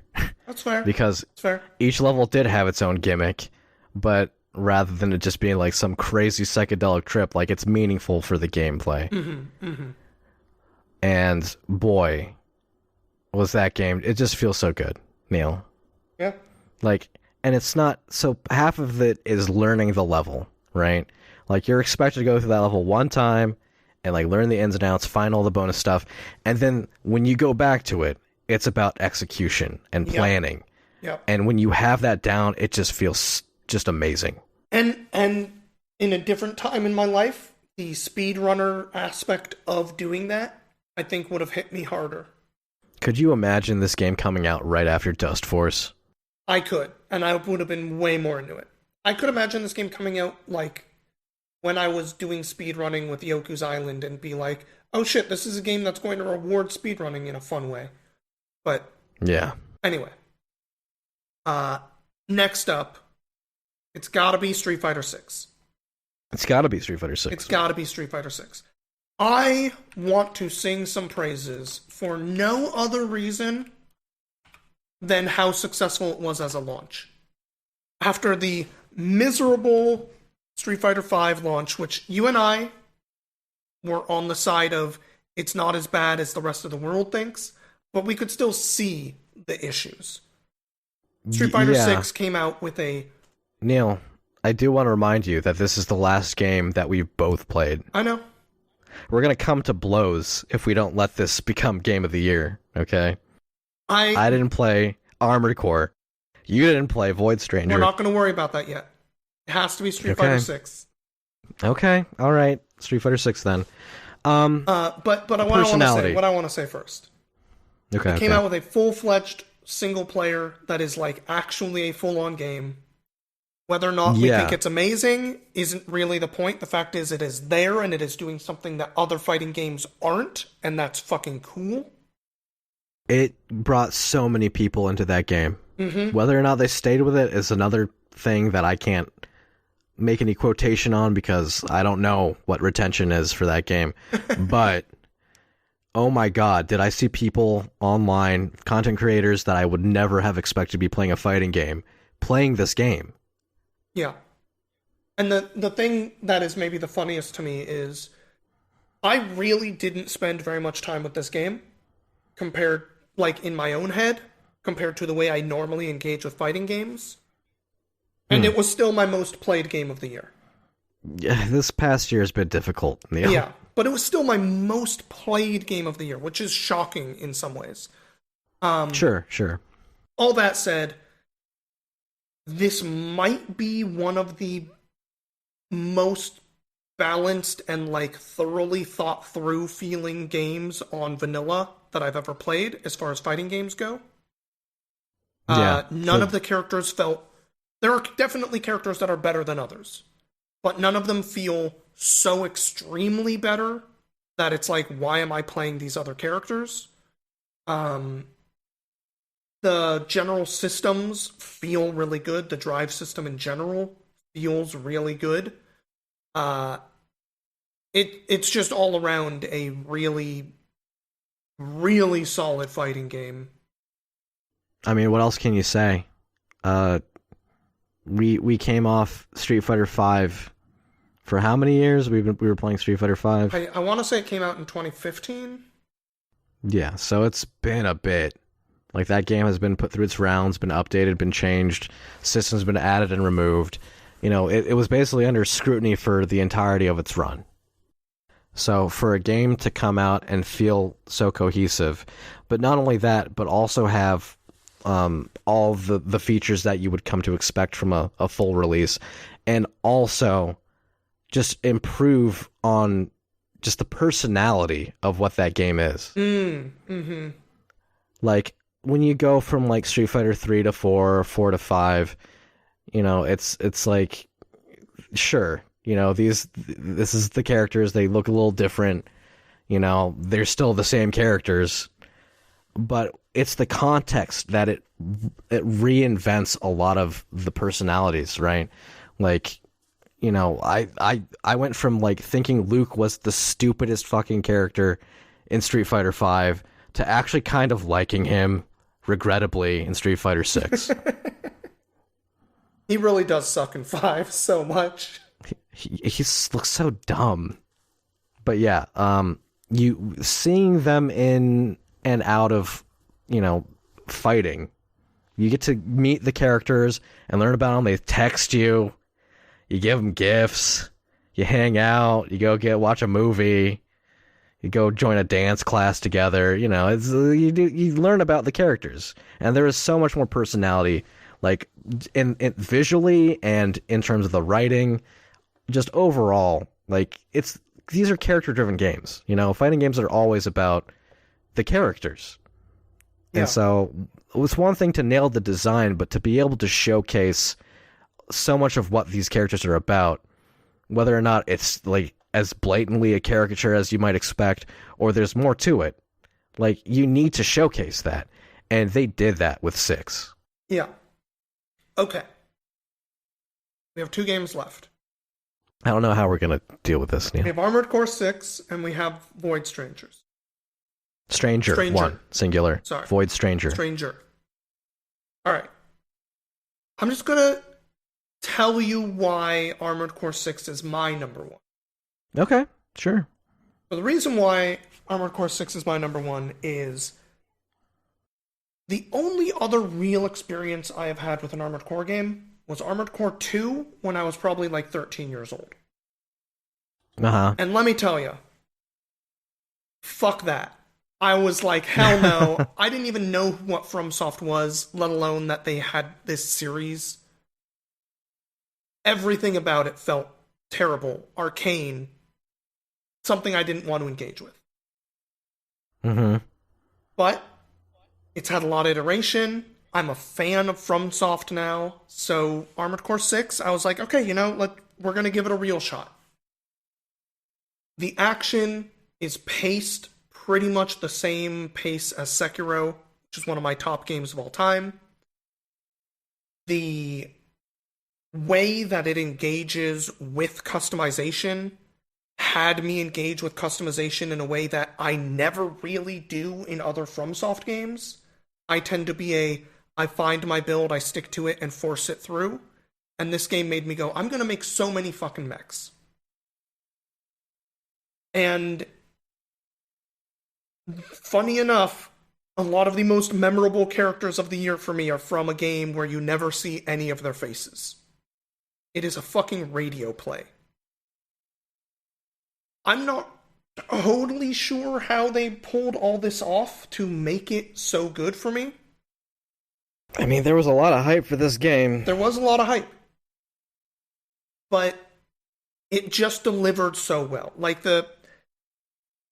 my arc of this game was playing it on stream, doing all 3 endings and being like, cool, we finished it. We made 4 fun mechs that we got through the main game with. Whatever. Then I went back to it. I was like, I could just play some more of the game, make a couple more mechs for fun, and actually get everything I can possibly unlocked. As far as like items and stuff. So I went back and I did that. And then I was like, well, I've been playing this tabletop game Lancer where we make mechs with my friends. I'm gonna make some like facsimiles of all of my friends' mechs and my mechs that I've made in that game, and I did. And then I went and made modifications of them to make them fit the game itself better, make Armored Core 6 fit them better. And then I went back again, and I actually engaged for the first time, truly engaged, with the multiplayer aspect of a FromSoft game. And what is that in Armored Core 6? It is a fucking 1v1 or 3v3 PvP arena fighting game, basically. Oh, so it's just straight up, just like they've dropped you in an arena. Make a mech, fight other people with your mech. Huh. And I have never engaged, like, Elden Ring had an entire, like, go and invade people quest line, and I just said, fuck it, I'm not going to do that quest line because I just don't engage with FromSoft multiplayer. As someone who played Demon Souls on PlayStation 3 and went on to play Dark Souls and Elden Ring and followed the FromSoft's more dark medieval style like fantasy stuff, the multiplayer in these games are kind of hard to penetrate. Not just because like you have to do a lot of like story things and find items just to engage with it and like talk with NPCs, but just because as far as like the way that those systems work, it's just feels weirdly inconsistent. So them being like, hey, we're just gonna do like an arena PvP thing for Armored Core 6 is a little refreshing. And the netcode isn't perfect, but it works. I'm shocked that I spent as much time playing that as I did. And like, okay, well, how much time was that? If you could give a number. Well, it's definitely in my second most played game of last year. Okay, barely behind Street Fighter. Probably like within 5 hours or something. And you could have been in gold by now if you put that time into Street Fighter. I made it to platinum in Street Fighter. Oh yeah? Yeah. And then I didn't play it anymore for a long time. Bro, okay, so since we haven't quite moving on to what the game of the year is going to be, because like whatever we pick here is going to end up deciding what the game of the year is too. I know, right? But hold on, let me just do the one more piece about Armored Core. All right. Like I didn't get to talk about. No, go ahead. It's fine. No, go ahead. It's fine. I know. No, go ahead. It's fine. I'm going. Go ahead. It's fine. I'm going to. No, go ahead. It's fine. I have been trying for like 6 or 7 years to get more into mecha media in general. But why? Because it's a thing I never really got into and people like it. That's the main reason. That's pretty weak, but, dude. Sure.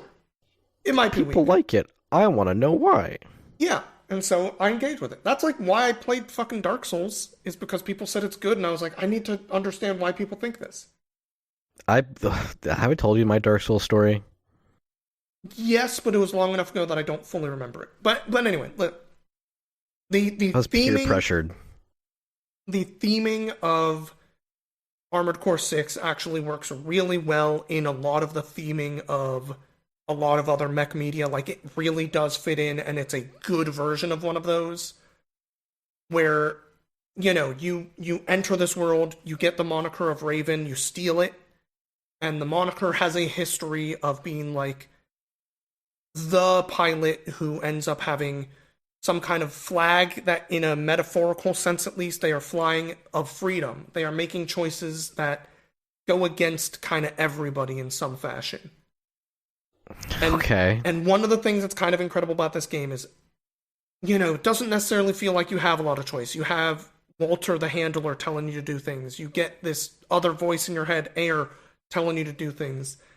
And each time you play through the game, you are able to make more and more choices. And no matter how much those choices feel like they're having a large effect on where the story is going, you are never able to break from the fact that you are inextricably tied to this machine of violence and war. And no matter what choice you make, that is going to forever be a part of you. And it, theming wise, really fucking works. Okay, I'm done. Okay. I don't know, Armored Core Neil. 6 is fucking incredible. I don't know. Tell me about Void Stranger. Well, here's what I'll tell you about Void Stranger. Void Stranger was a game that showed up in my Steam queue one time. I looked at it and I was like, eh. And then I happened to hear a song from it on YouTube because I left my YouTube on and I was playing game music. I was like, this song is really good. And so I looked up Void Stranger. I was reading about it, trying to find a review. And here's what all of the reviews that were out that I could find said. Please, please, please don't read about this game. Just play it. You don't want to know until after you've experienced it. And I was like, that sounds like my kind of game. And so I started my Void Stranger adventure by buying the game and booting it up. And oh my god, the game is so good at drip feeding you so little to leave you curious. And then when it rewards that curiousness with pain. Your curiosity is something that... Sorry, there's a bunch of noises outside. I don't know if you heard that. I didn't. Okay, so Void Stranger is one of those games where you become curious and curiosity kills the cat. But the thing about the cat is it has 9 lives, and so it learns where it's okay to be curious. Okay? So Void Stranger is one of those games that does not have progression. When you die, you have to start over from the very beginning.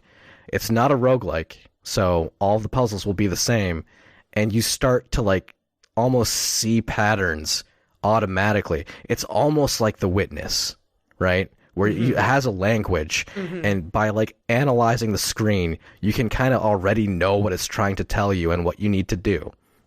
And this is just the gameplay aspect. The story aspect, again, it's not something that I want to delve too deeply into because there's so many people who haven't played this game. But the idea is that you are in this place called a void, right?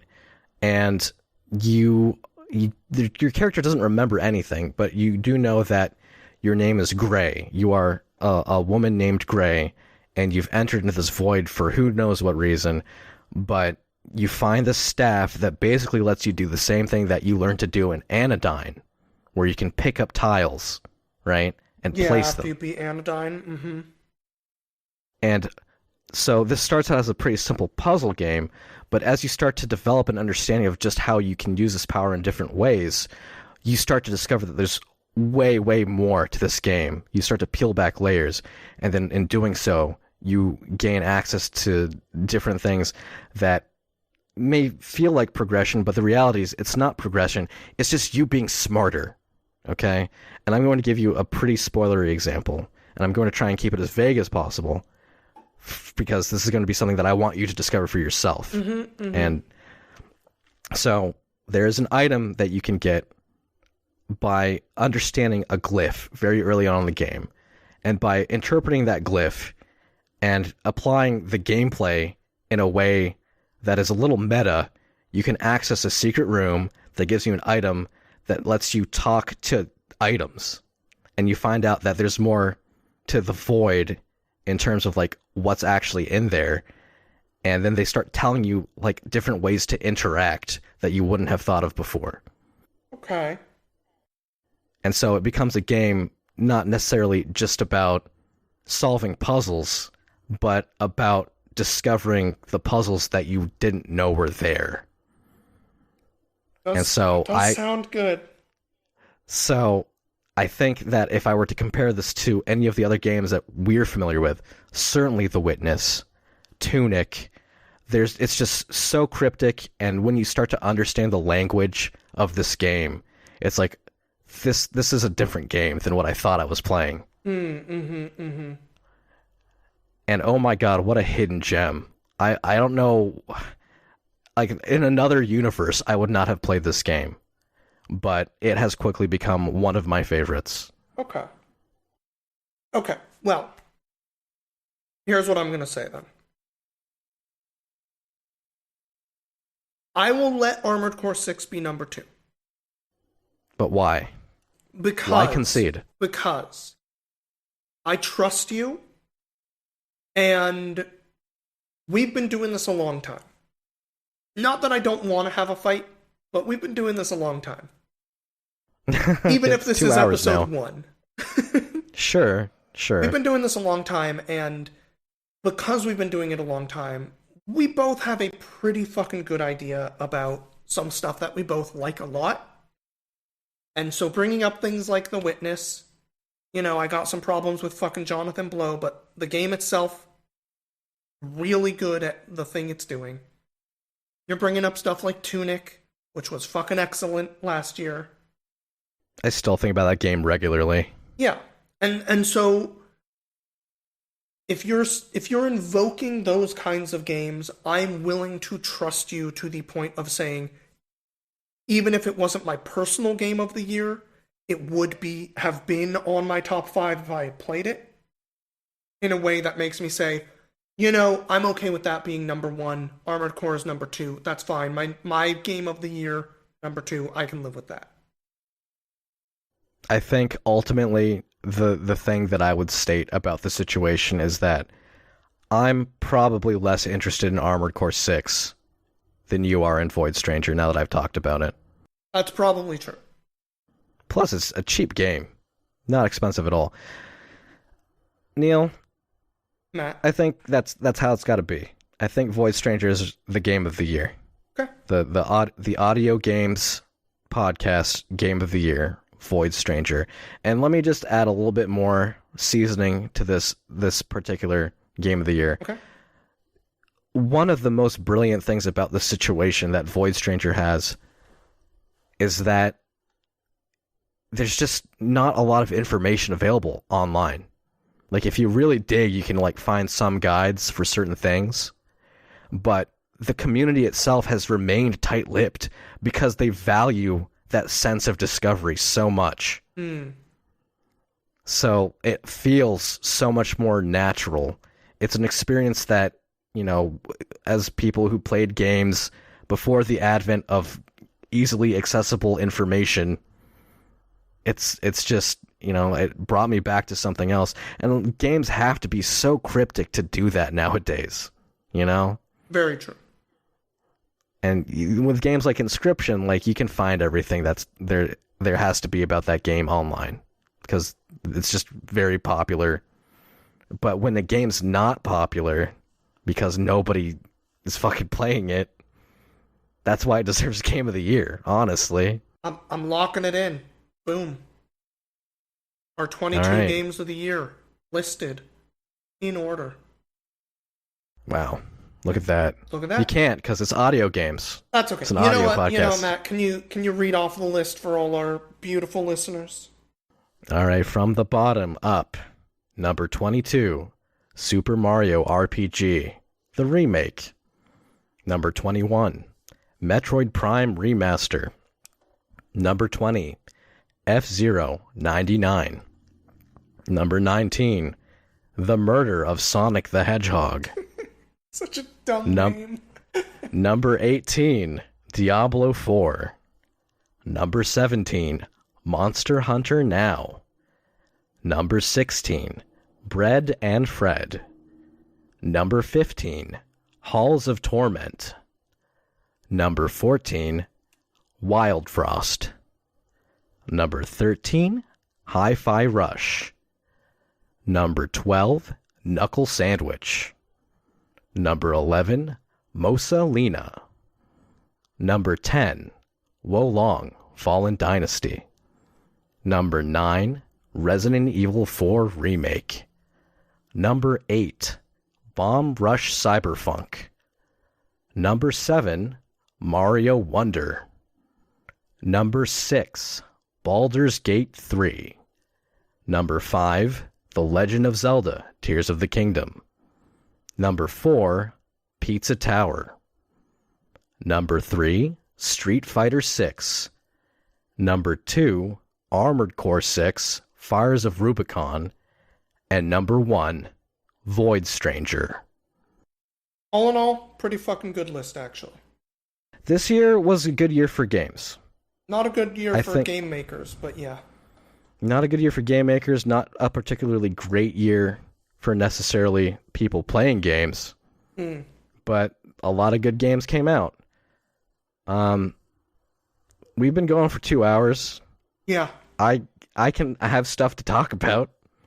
I don't know how long you want. You want to save it for next time? I have one thing to talk about. Okay. And it's really just, when we talk about this being a good year for games, there's a lot of games I really wanted to play. Yeah. That I just didn't get to. Okay, I mean a lot, like 7 or 8. Let's talk about regret. Okay, let's talk about games that we regret not having played, because I have a couple too. My biggest ones are Alan Wake 2.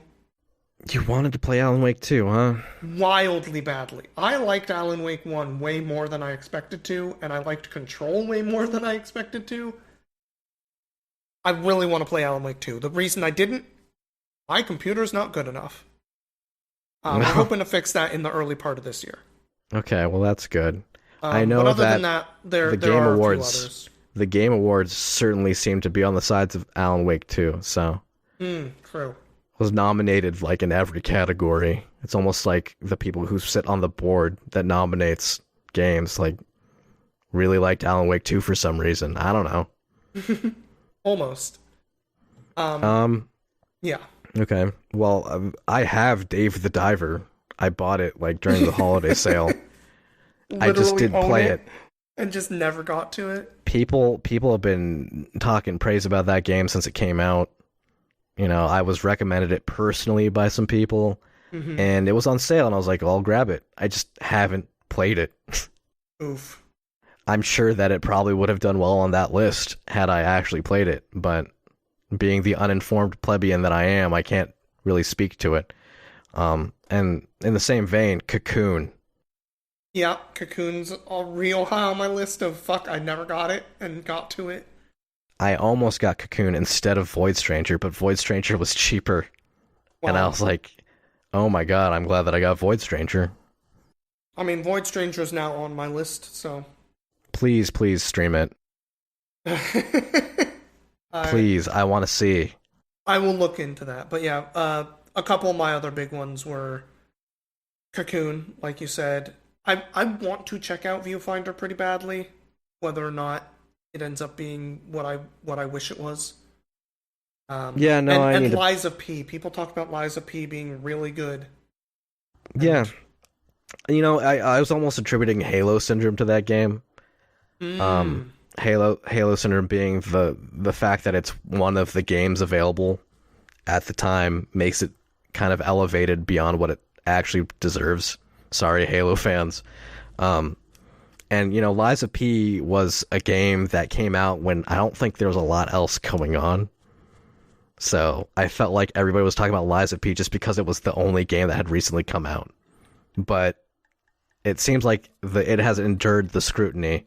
Yeah. So, I mean, if you really like them FromSoft games, then I'm sure that you'll be happy with it.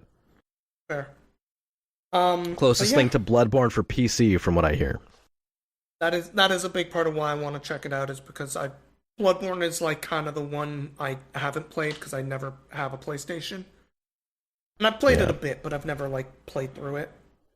I wrote down some highlights from this year they're kind of like one-liners. Let's hear a few highlights from the year.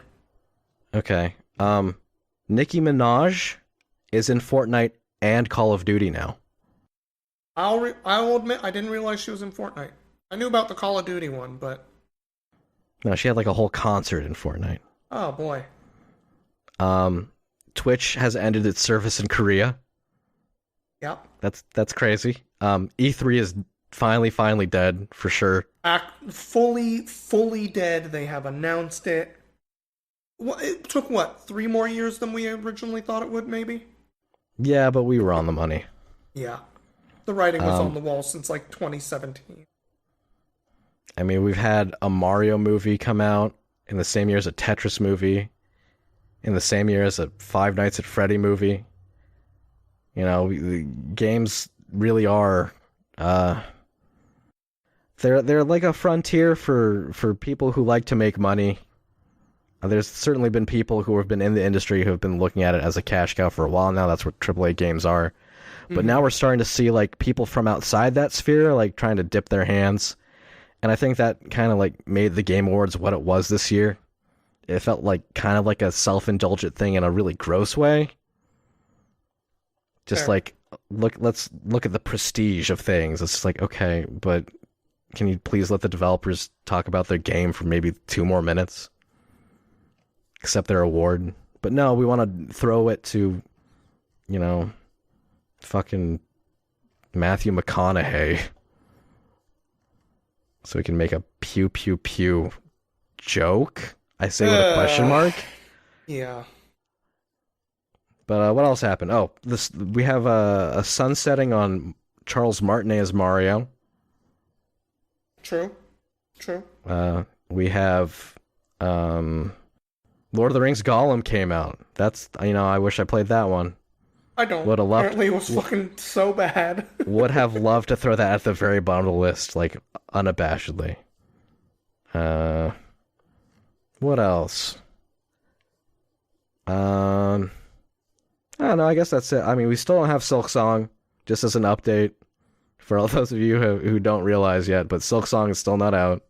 Yep. No Elden Ring DLC out. We did get a Grand Theft Auto 6 trailer. Yeah. That looked like a thing. The one other big piece, we mentioned it during the top 22. The Microsoft buying Blizzard Activision went through. Took longer than anticipated, but it was approved and has happened. Yeah, the whole drama of the whole Activision Blizzard shit, like, there's just so much to it, you know? Yeah. Earlier this year, they got fined by the Security and Exchange Commission for violating whistleblower protections, which is just like, well, shit, you know, that says a lot about that company, doesn't it? Mm-hmm. And then, you know, same year, they had court documents accidentally leak, like, AAA development costs, right? Yep. So, like, in things that probably should have been redacted from the court records before they hit the public eyes, you know, it's like $200 million for the development of a AAA game. I'm not sure if that includes, you know, advertising and stuff like that, but that's, you know, even if it doesn't, it isn't that weird because, you know, you think about how long these things take to make.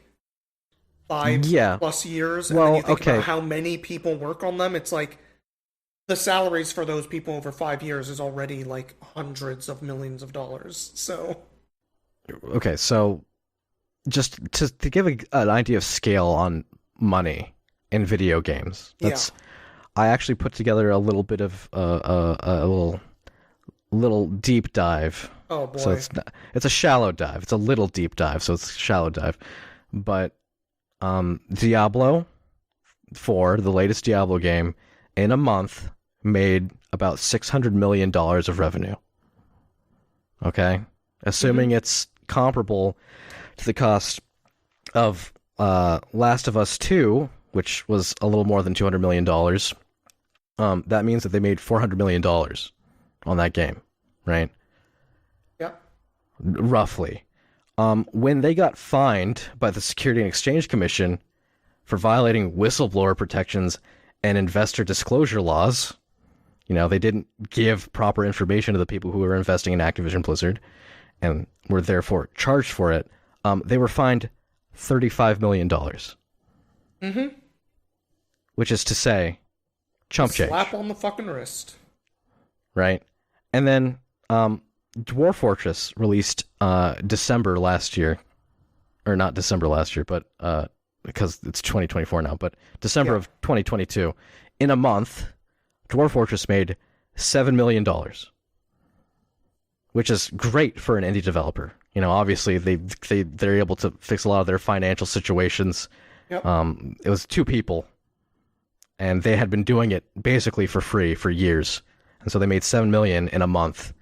You know, obviously there's a humongous disparity in where money is in this industry, and you know, when big companies and mergers are happening, and you know, $7 million feels like chump change, like a little tiny baby money, then when you have fines for really terrible law breaking and abuse of employees, I mean, the saying is, if a penalty for a crime is a fine, then the law only exists for the lower class, right?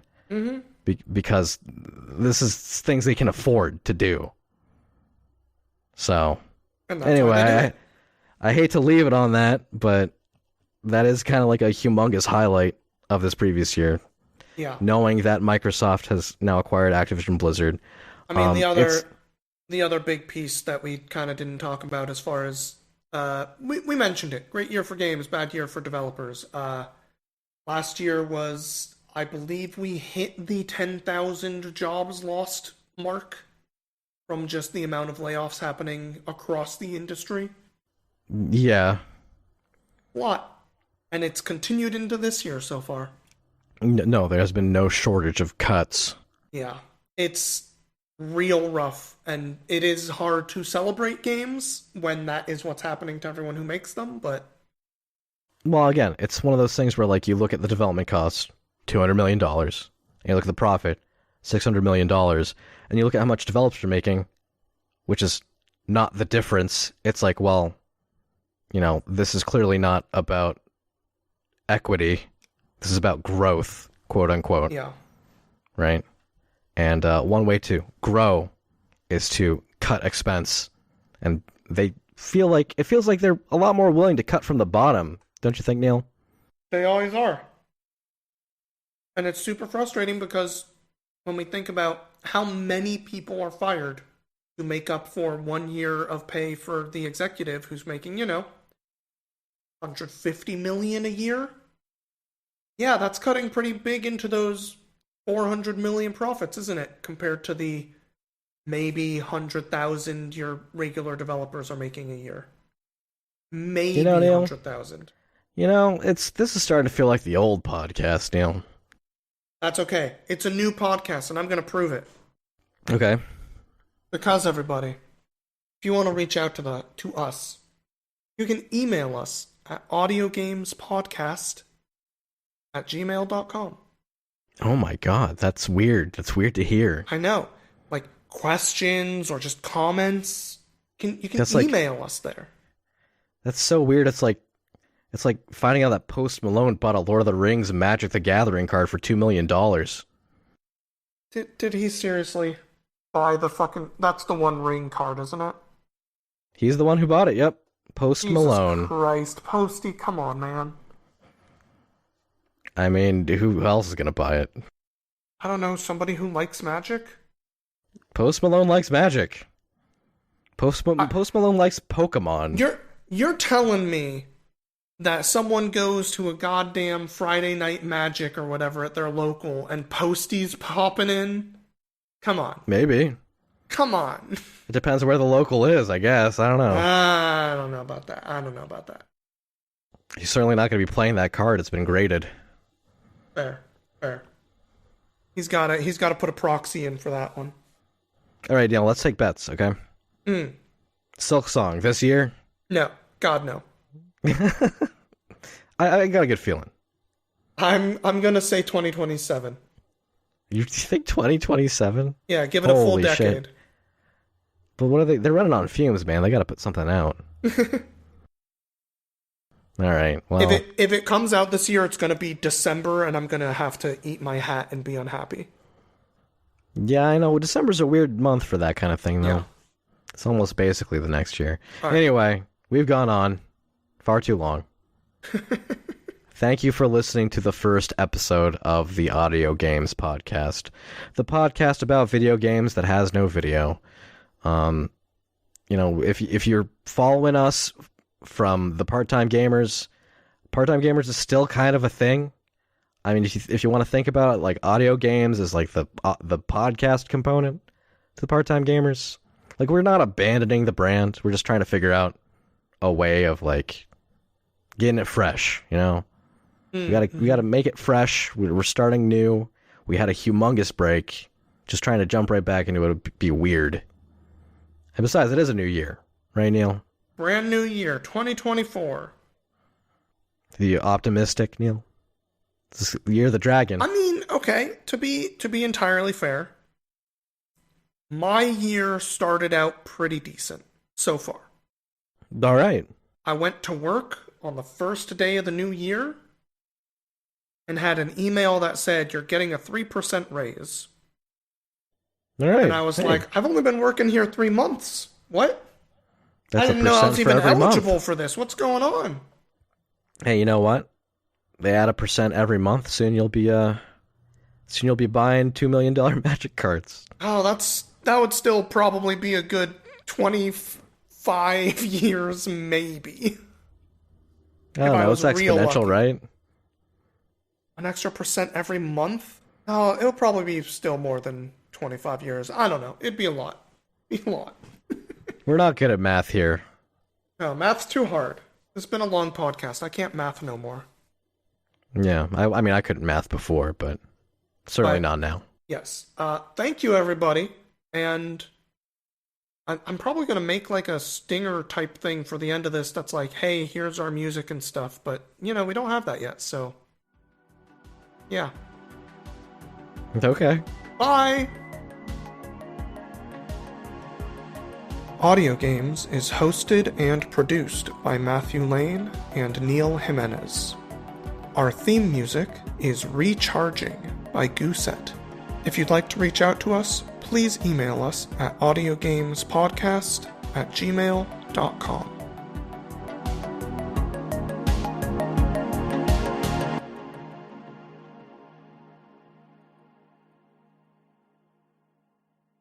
Hello, everybody, and welcome to... Well, actually, did we want a cold open? I'm going to edit it so it's not the cold open, but... Are you gonna... Okay, well, I mean, I just figured we'd go into this with a cold open.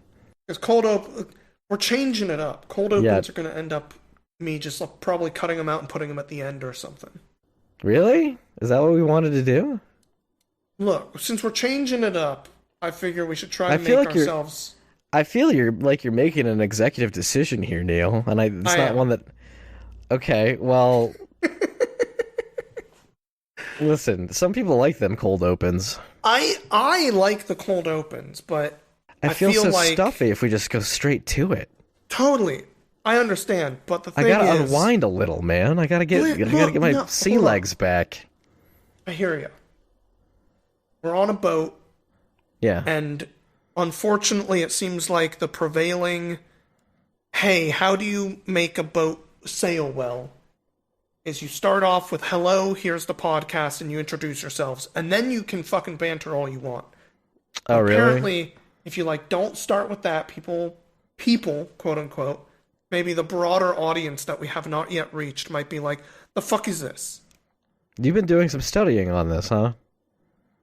I listen to a lot of podcasts, and there's a certain amount of people who make podcasts talking about podcasts. Okay, well, I'm sorry if you like cold opens. This is our last cold open. All right? And also, it's at the end, so it's going to be fucking weird when people hear that.